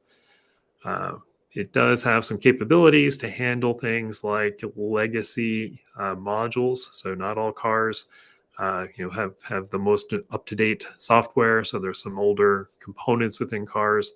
There's a way through SOVD to talk to equipment or modules that really don't know anything about this remote diagnostic stuff. They are sort of legacy old-fashioned modules, but you can still package, or what we call encapsulate, the data from them so that you have ways to talk to everything within the car. If you go to the next slide, we'll talk a little more about what's capable. So I'm not going to go through all the details here, but this is the capability stack or set of services enabled through SOVD. A couple I'll just call out. You'll see references to reading and writing. They're both in there, but they both require authorization. So on the right side, you have that secure authentication and authorization. For every one of these functions, there are certain security properties that are required, and SOVD manages that so that the remote operator has to have permission to do any one of these things. It is capable of supporting all of these things. So things like we heard about flashing earlier, or putting software into a car. So you could do that through SOVD. You wouldn't do it remotely. So you wouldn't do that when you can't understand what the condition of the car is. So you wouldn't do a software update when the car is driving down the road, say. You would have to be in park.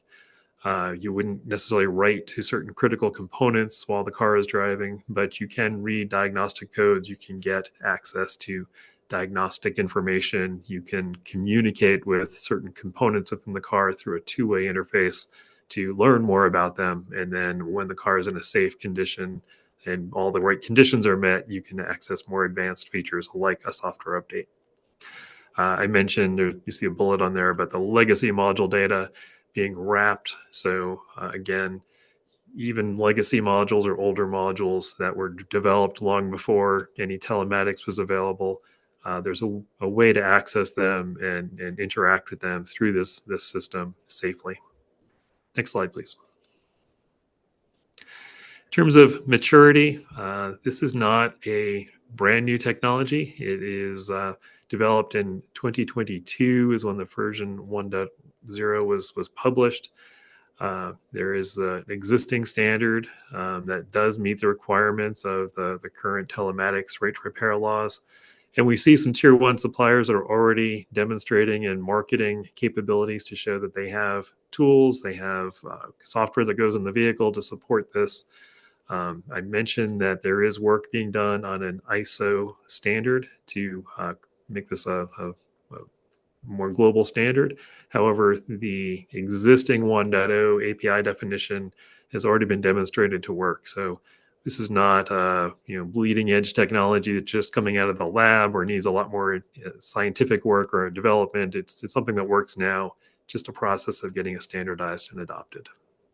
Next slide, please. It's a list of some of the OEM members of ASAM who had access to the process, were participants or had availability to comment on, review, and vote on the SOVD standard. So you'll see a lot of familiar names there. Major OEMs participated in this process. So this is developed internally by the OEMs for use cases that they thought were safe and practical. Next slide. Now, we're going to talk a little bit about a technology called OAuth 2. OAuth 2 is one of those web technologies that I mentioned earlier, used widely over the internet. So if you logged into your bank account today or even a social media account, you're likely using OAuth 2 as part of the login authentication process. It's particularly effective if you want to, say, use your Facebook account as the way to authenticate to some other system. So if you've ever had the ability to use an existing relationship with one company as a way to prove your identity so that it allows you to log into some other site, very likely it's using OAuth 2. It's a fairly mature technology, as I said, used widely across the internet, trusted with banks, with medical information, with transactional information, and with SOVD, we extend that to vehicle information as well. Works at very, very wide scale, so it's not unrealistic to say that OAuth 2 could actually give authorization tokens to individual vehicles. And it has the security features and the flexibility to do the types of things that we talked about earlier, like limited time access controls and very specific fine-grained controls over what a repair technician is allowed to do under a certain repair session. There's a lot of words here. I'm not going to read through all of them. Happy to come back if we want to go into more detail. But if you go to the next slide, I'll keep the story going in terms of the high-level details. So this is some of the capabilities of OAuth 2 that are taken advantage of in SOVD. At a high level, there's this notion of a scope. So when a repair technician requests access to a car, they're going to have a particular scope in mind. Like, I want to repair the steering system. We heard a few discussions about steering modules and how they need to have software updated, or they might need diagnostics. So I might initiate a repair session to say, I'm really interested in the steering system. The customer is complaining about it, or I want to check on it because I know that this car has issues with steering. So that's the scope of what I'm asking about. I'm not looking at where they've been. I don't care about the driving history. I don't care about the braking system or the transmission. Just give me access to steering. Permissions is I can give specific permissions to a particular repair technician or a particular tool to do this repair technician for a certain period of time. Claims are attestations about that repair technician and the tool, that they're authorized to do this, that they have the right training or the right approvals to do this repair, and they can have access to specific services. So you can see that there's layers of permissions, layers of authorization here. This is not just a simple, if you know the password, you can log in and everything is open to you. It's a multi-layer system, and that's built into the OAuth 2 architecture. Next slide, please. So this slide is trying to show a high-level view of how this would work. The main idea here is in the middle, you have a column representing the diagnostic surface. You can see the repair technician. They would have a tool, either maybe a computer or a piece of hardware that they have at their repair shop. That's how they access the system. It's like they log into their laptop, and it has, the capabilities to access this SOVD API, the programming interface for SOVD. The first step, though, before they try to talk to the car, is they're going to go to an authorization server. This is an independently run service that authenticates the repair technician. There could be more than one of them. This isn't a one universal authorization service.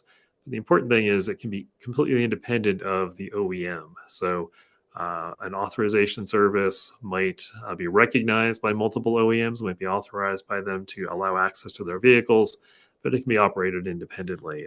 It was mentioned earlier about NASTF, NASTF. NASTF is an organization that perhaps could run one of these authorization services. Not saying that they could or would, just saying that they're an example of an organization that has a relationship with repair technicians, and they know how to authorize repair technicians based on their training, their skills, their background check.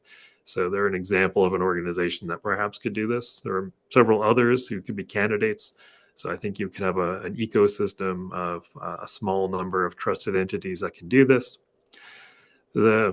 Technically what happens is you authenticate to the authorization server.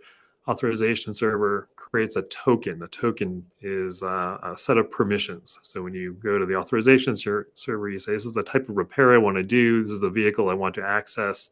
Perhaps you give the VIN number or the license registration number, and the authorization server can look up the VIN number from that. It'll generate a token that says, yes, this technician is valid. There's somebody I recognize. I know their background. They're trying to access this vehicle, and I'm allowed to grant them access to do that. So the authorization token is a digitally signed file that contains this information that identifies the repair technician and that the authorization server is acknowledging they should have access to this vehicle. That goes back to the repair tool, and the repair tool can then deliver that token directly to the vehicle. The vehicle can check the integrity of that. It'll check that digital signature. It'll check that this is a valid token. It hasn't expired. It hasn't been reused, that all the conditions are met according to the authorization server, that they're allowed to perform this repair or this query of the car. If all those checks pass, then the repair tool will get access to the vehicle and get the access that they requested. At a very high level, I'll mention two interesting features here. On the left side, you'll see something called a CTL. It's a certificate trust list. This is basically a list of the authorization services that the car is allowed to accept tokens from. Very similar to the way your web browser has a trust list built into it that says there are certain entities that can issue certificates to websites that allow your browser to trust it. So when you log into a website and you get that little lock in your browser bar that says, yes, you're talking to a trusted entity, maybe it's really your bank or the IRS or some other government service or social media site, the browser can do that because somebody on its trust list authorized a certificate that website is presenting to it. So there's an end-to-end connection between your browser and that website, and a third party on their certificate trust list authorized it. Same process is being used here. What's convenient about this is that if one of those authorization services should become malicious, let's say they start to allow in people who are doing suspicious things, you can take them off of the trust list. So you have a way to recover if one of those previously trusted authorization services should become less trusted or questioned for some reason. You have a mechanism to stop them from getting access to your vehicles, and the OEM could manage that. So they can individually change who's trusted to authorize service. The repair technician may still have options. So if one authorization service goes away, but they're a legitimate repair technician, that doesn't mean that they're cut off from the vehicle completely. It just means they might have to work with a different authorization service. So you have sort of a several to several, mapping of several OEMs, several authorization services, and different paths that you can use to get access to the vehicle. But the OEMs have a way to protect themselves if, at some point somebody in the network becomes untrusted, they can recover from that. Please go to the next slide.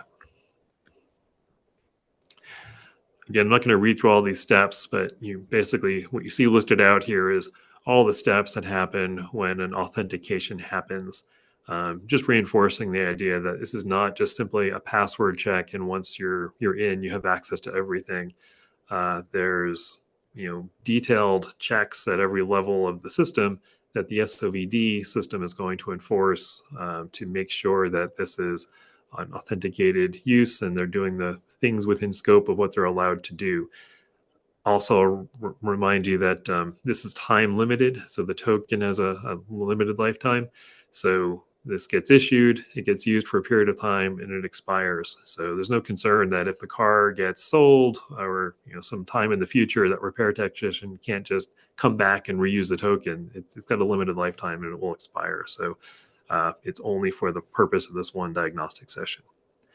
Next slide, please.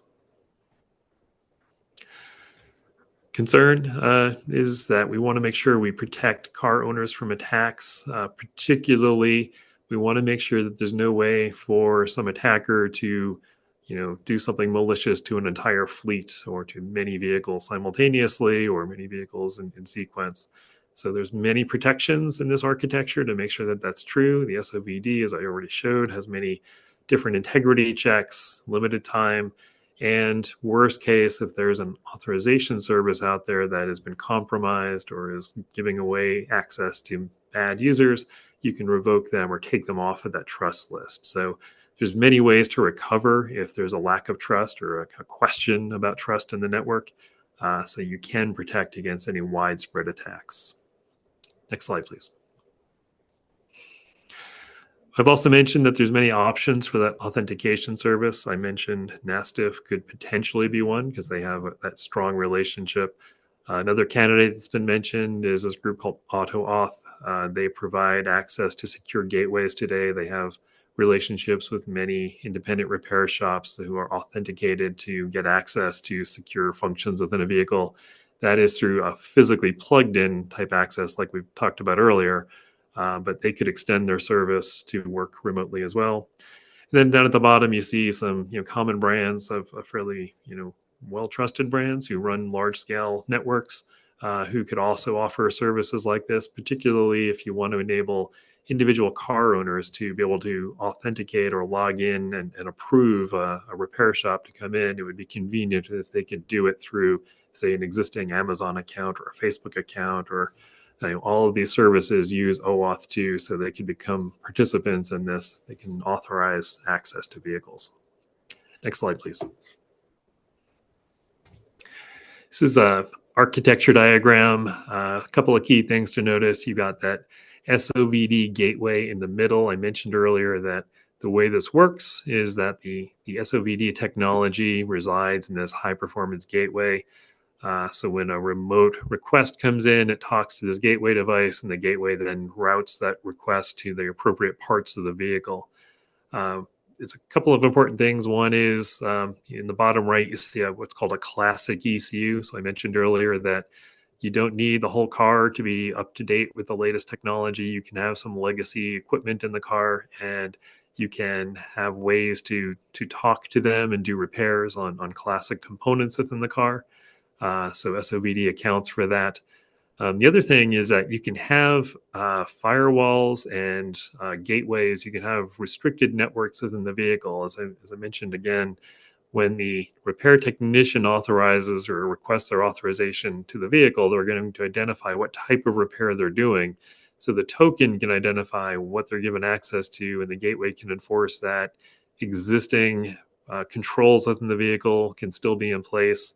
A lot of these ECUs, the electronics modules in the vehicle, have built-in hard-coded capabilities that say things like, you're not going to do a software update on the brake system while the car is driving, right? You don't want to have a risk that something's going to go wrong and your car is going to go out of control. So that's hard-coded into the components in the brake system that make sure you can't do that. And this SOVD architecture does not require that you remove that. All those controls can stay in place. All those protections stay in place. They work exactly as they do today, exactly as they do when the OEM authorized repair shops try to do updates and connect to a vehicle through telematics today. We're not requiring that those controls go away. We're just requiring that the SOVD technology, in this case, be used to allow access by independent repair shops in addition to the OEM authorized shops. Next slide, please. This is showing that I mentioned earlier, this is, again, not a brand new technology. There's already some tool vendors and some platform vendors who are early adopters. I call out Vector there. So you go to their website, they talk quite a bit about SOVD. They've already invested in building tools and components that go in the vehicle to support SOVD. So again, this is not starting from scratch. There's already equipment and software and tools available. So it's it's already, I would say it's a technology. It already is a head start. Next slide, please. Okay, once again, we're looking at an architecture diagram. I just want to reinforce what I mentioned earlier, that the SOVD technology can tell the difference if you're coming through over a remote connection or a local connection. So if you're over a cellular link and the car is nowhere near where you physically are, it can allow certain types of access that is different from what it'll do if you're nearby over, say, Bluetooth or Wi-Fi, or maybe you're physically plugged into the car. You can get access to more advanced features. More risky repairs can be done when you're physically close to the car. It can tell the difference and enable those. So we're not requiring that everything go through a cellular network. We're just saying that the diagnostic and the monitoring of repair information can happen remotely. Next slide, please. So in summary, SOVD, it's an established diagnostic protocol. It was created by OEMs. We believe that can be extended to independent repair shops.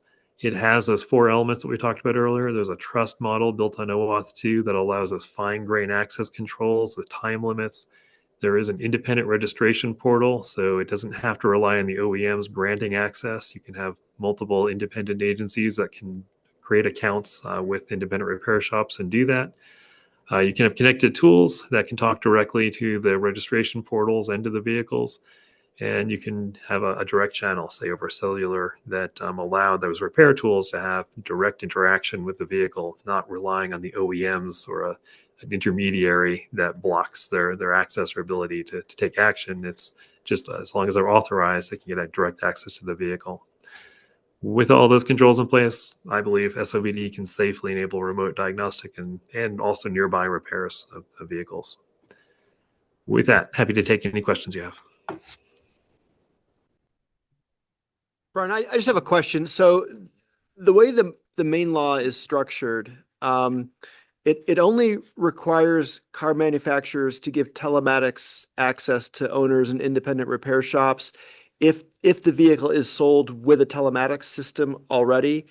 Right. So I'm wondering to what extent for a vehicle that is sold with a telematics system already, to what extent is the car already going to have sort of the hardware and software that it would need to use the SOVD protocol? And I don't know if I'm asking the question the right way, but do you understand sort of what I'm getting at? Yeah, so if the car has existing telematics. One is it's got a network connection. So it's got the ability to communicate remotely over, again, a cellular network or some long distance network. And it's going to have that high performance computer. Any vehicle today that has telematics has a fairly capable computer already built in. So it has the ability to run the SOVD software. So the two go nicely together, right? If the vehicle already has telematics that the OEM is using, adding this SOVD capability is, likely just a addition of some new software to allow third-party access that goes beyond just the OEMs. Okay, thank you. That's helpful. I would just add there, every vehicle being manufactured today has telematics and the technology that you're talking about. Every vehicle today that is being manufactured, and for the last 4 or 5 years.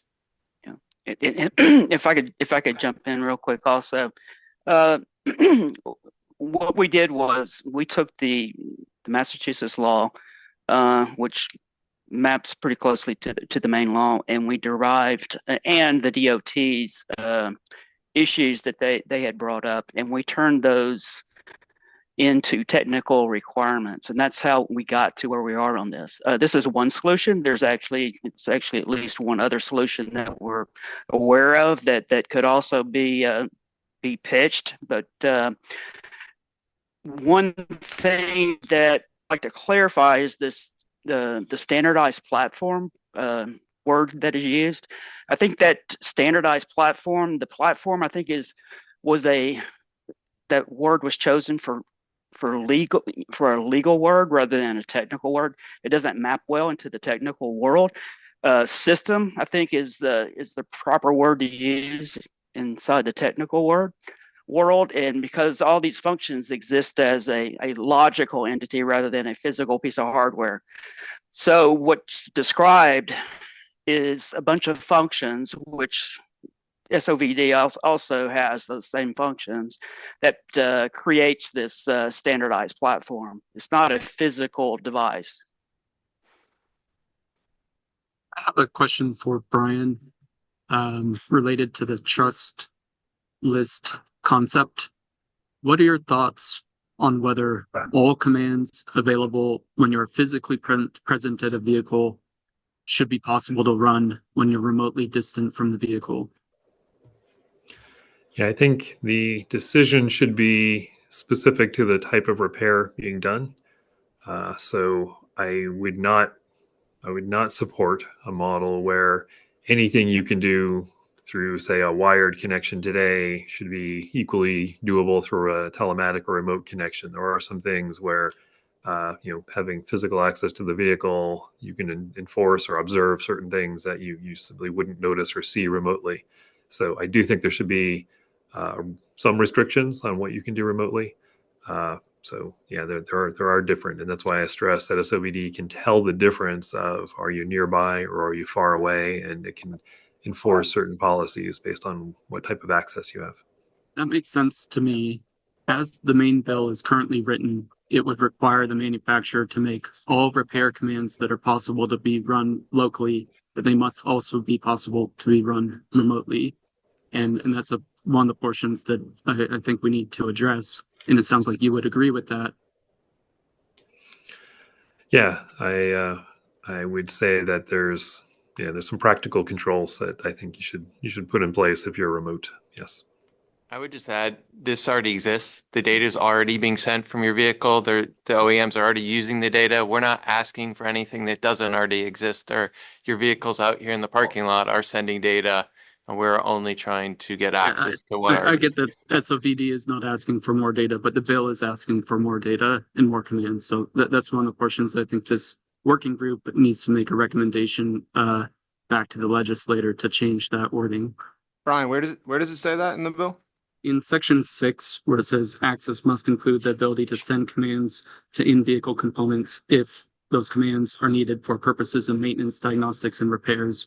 So it doesn't allow a provision for the manufacturer or another entity to employ the trust list concept that Brian mentioned, where the vehicle itself can accept or deny certain requests based on, is it a local connection or remote connection?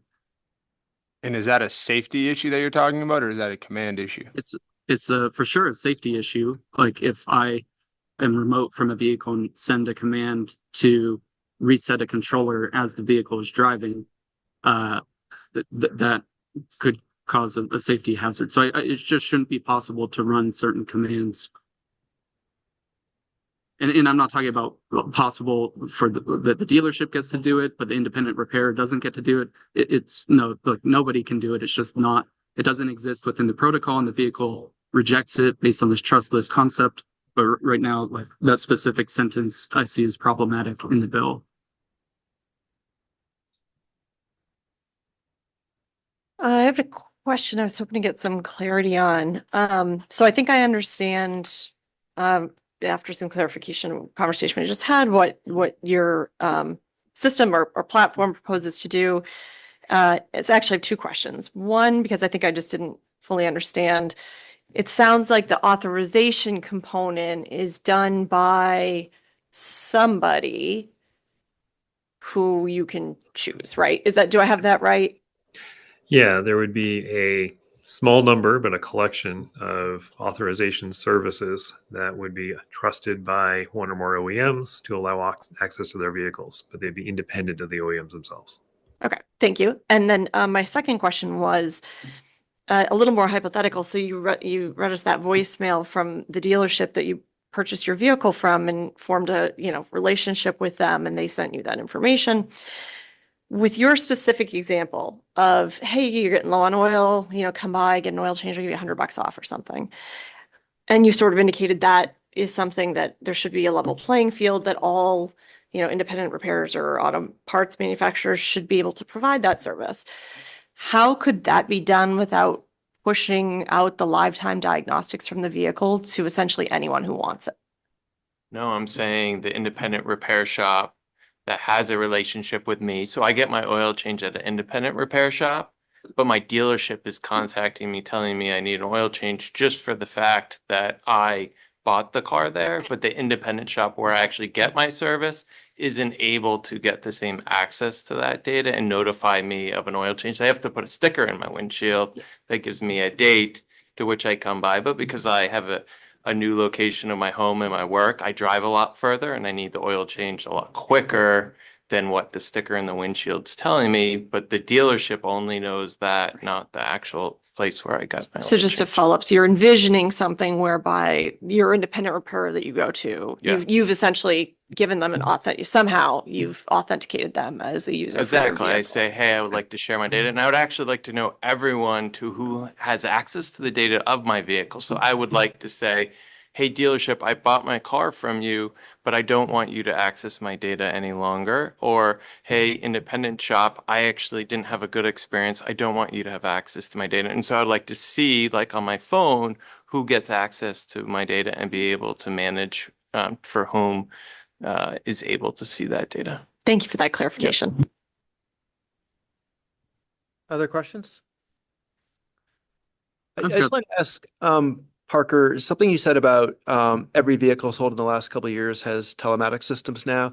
And are those telematics systems that are capable of allowing authorized people to access diagnostic information? Or are you talking about something maybe Yeah, more most of limited? these dealers now actually have a marketplace, so you can go purchase the data. There are groups now, third parties that have relationships with the manufacturers. So in the case of GM, there's, OnStar has a business services division that now allows you to go buy access to a vehicle with the authorization of that vehicle owner. So they have a whole division now that's about authorizing access to a car, particularly on the commercial side. It's very prevalent. So if you think about fleet services and fleet management, you now have telematics being a component of allowing access to a car remote. So I think my question was, it might have been a little bit different.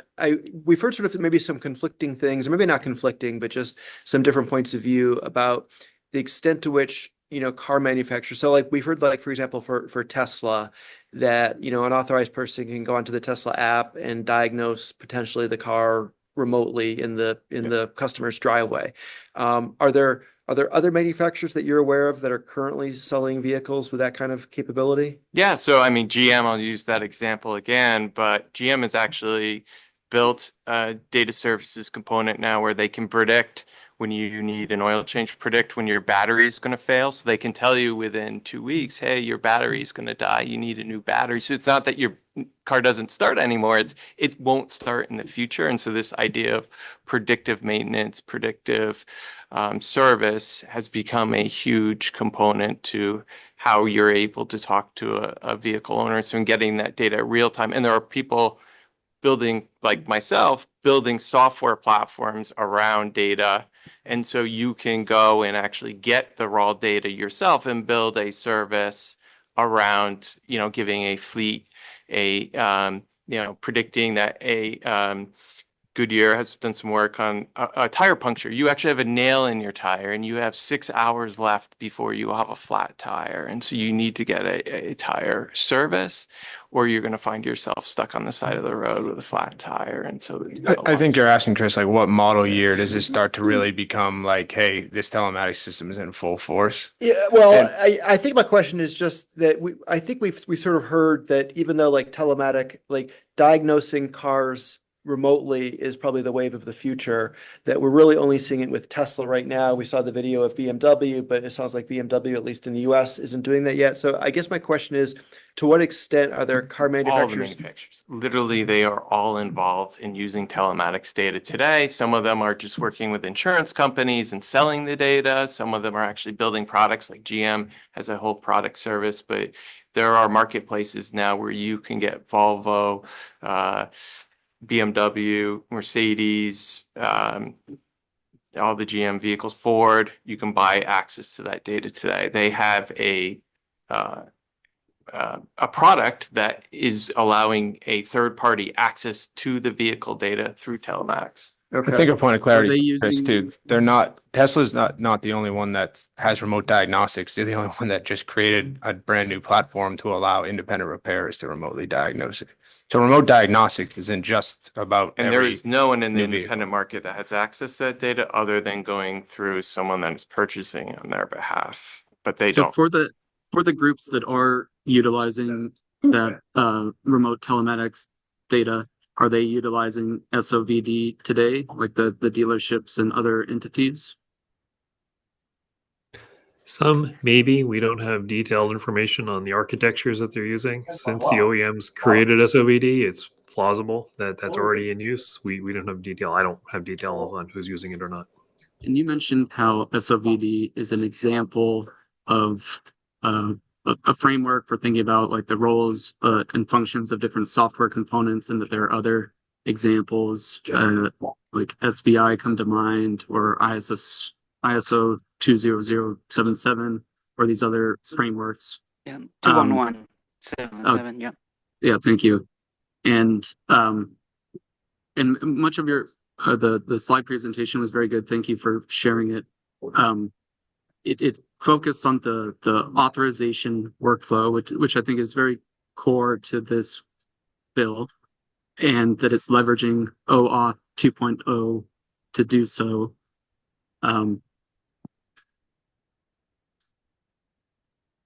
How widespread do you see like OAuth 2.0 as being used by different vehicle manufacturers?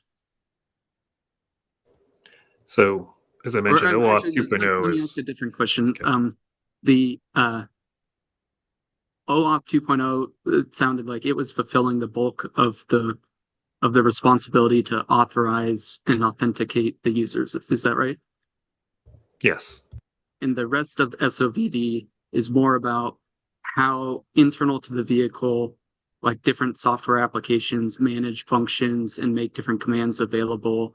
But the access and authentication portion, the like core technology that makes that possible is the OAuth technology you mentioned. That's right. So OAuth is a generic capability. It knows nothing about cars. It's used, as I said, for banking and social media. Any remote access on the internet could use OAuth to log in and grant permissions. SOVD adapts that and puts that car specific layer in there. So it knows about modules and repair sessions and what you're trying to do, and has knowledge of the types of diagnostics that you might want to do. So SOVD is the vehicle specific layer on top of that. So one of the, well, sort of the core role of this working group is to put together some recommendations to the legislature about how to structure an entity that would manage access to this information. So I'm just wondering if any of the three of you have thoughts about the kind of things that we should be thinking about. Like, for example, if this independent entity potentially could be implementing SOVD or requiring manufacturers to use SOVD as the protocol. I'm just wondering if you have thoughts about like what we should be thinking about in terms of how this independent entity should be structured, what sort of authority it should have, who should be part of it, just any kind of thoughts you have that might help us sort of put together some recommendations. Yeah, my thought is that I think the entity can define the policy by which this technology gets deployed.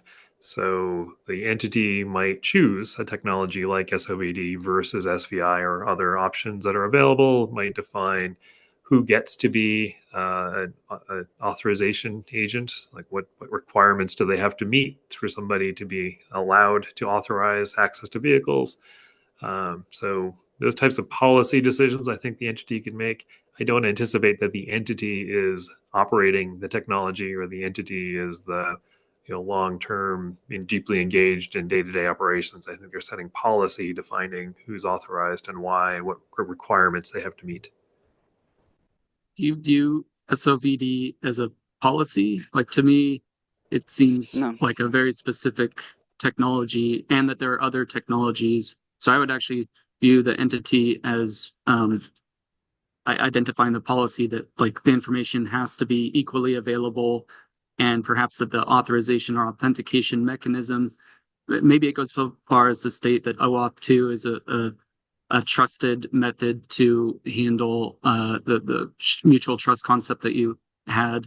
But it seems a bit far to extend that to saying that SOVD versus SVI specifically need to be the implementation, and that no other implementations are allowed.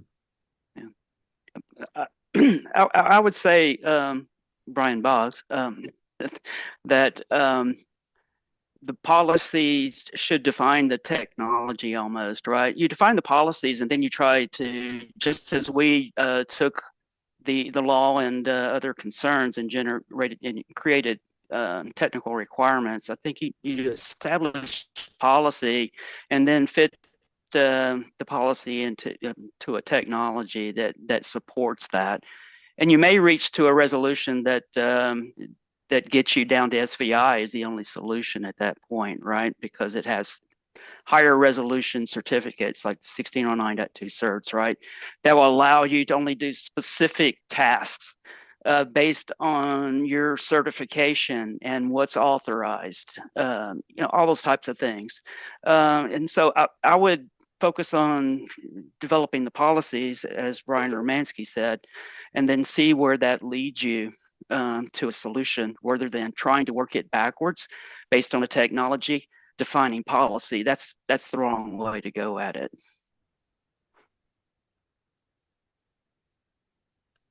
Any other questions from the group? All right. Well, thank you very much to all of you for taking so much time with us today. We really appreciate it. Thank you. All right. So we're getting closer to 5 here. If folks just still have a little bit of energy left to have a quick discussion, I just wanted to talk a little bit about what we should do for our next meeting, which is going to be October 16th. These first meetings were really structured towards gathering as much information as we could. And I'm wondering if we're at the point now where we've sort of maybe gathered, I'm sure all of us have different comfort levels with how well we understand the information and what it means. But I'm sort of wondering if we're at the point where we've gotten the information that will allow us to now start sort of getting into the real substance of our discussions regarding what this independent entity should look like and what kind of recommendations we should be making. And so, I identified a few of the issues that I think we're going to need to tackle during our first meeting. Things like, what's this independent entity going to look like? Is it going to be sort of like a board with different stakeholders on it, or is it going to be a regulatory agency? What part of state government is it going to live in? How are we going to fund it? Will it need staffing? Is it going to have enforcement authority? Is it going to have rulemaking authority? So those are sort of, I think, some of the things that we need to tackle. And so another thing that I've mentioned that I think we need to do at some point is to allow an opportunity for the public to comment on this process. And so just to throw this out for discussion, what I'm wondering about for our next meeting is if we start it with a public comment period, where we would invite the public to comment on sort of their thoughts about what this independent entity should look like. Basically, all of the sort of things that I just identified as things that we need to tackle. And so we would start off with a public comment period.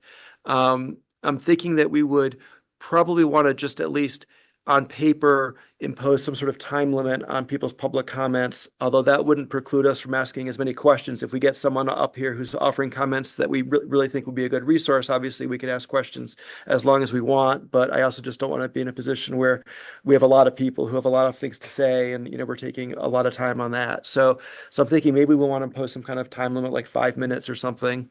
And then after we hear from the public, then we sort of dive into a discussion among all of us regarding the different issues that I think we need to address. So let me just throw that out and see if people have thoughts about whether that's a good idea, a bad idea, whether we should do something different. I think it's a good idea. I would just want to have guidelines in place for the public is to talk about the entity and not about whether or not we need the entity, whether or not we're here to discuss right to repair. I think I'd like to keep it very focused on the entity and what we need to do. I think that's an excellent point. And I think what I envision doing is when we send out the notice of public hearing, we'll make clear in the notice that the public hearing is limited to a very specific issue and we'll identify the issue. And then I think if people start to spray off that, we'll just have to remind them that they're here to talk about one particular thing. And, but I think that's an excellent point. I think the time limit is smart only because a couple of the folks who came today had originally asked me, is there a time limit? I think it just helps give people a target to know how long they should speak for. So I think that makes sense. My only other thing is, and we might not have time for this in the next meeting, but I think at some point we may need to look at, if we can, assuming we ever get to some kind of like consensus around some things that the independent entity might look like, there's probably some additional statutory changes that need to be made to coalesce those things. So I'm not saying do those next one, but just putting it on your radar. Yeah, no, I think that's totally right. In fact, Christine and I were talking about that before. I think at some point we are going to have to talk about maybe some tweaks to the statute in order to get to where we need to be. Yeah, I think that's right. Yeah, thanks for that. Where are we? I mean, how does the group feel about the public asking us questions? Is this something where, I could see someone being like, hey, could you explain this? Could you explain that? Is that something that we're going to be entertaining? Or is that something? I wasn't envisioning we would be entertaining questions. I was just envisioning that folks would come up here, give us their views about what this independent entity should look like, what kind of authority it should have, who should be on it. But I didn't envision it as an opportunity for the public to ask us questions. But again, these are all things that this group can decide. I'm just sort of trying to get the discussion started. So if folks have different ideas about any of this, if people think we should do something different for our next meeting, I'm totally open to it. I just wanted to sort of get the ball rolling. So just is there anyone who sort of doesn't think we should proceed along those lines? Does that generally sound acceptable to the group? Or I'm seeing a few nodding and thumbs up and things. So yeah, okay. All right, so what we'll do, I think we already have a time and place and date, right? It's October 16th at 2 p.m. So what we'll do is we'll work at getting out a public notice of hearing, which will probably allow people to either come in person or by Zoom, I think. And we will make clear, Eric, to your point, that that this is limited to the issue of the structure and duties and powers of the independent entity. We'll tell people that there's a 5-minute limit on presentations. And then we'll see what happens. And then after the public hearing portion, I think I sort of envision our next few meetings, sort of the rest of that meeting, plus maybe a few more meetings after that, just trying to hammer out a consensus around these independent entity issues. All right. I think any other business anyone wants to discuss? Can we not meet on a day when downpours next? Can you just, plan ahead? I'll, yeah, Make the weather. I'll plan on the okay? weather. Absolutely. All right. Anything else? No. All right. Thanks, everyone. We're adjourned. Right, but this is- right.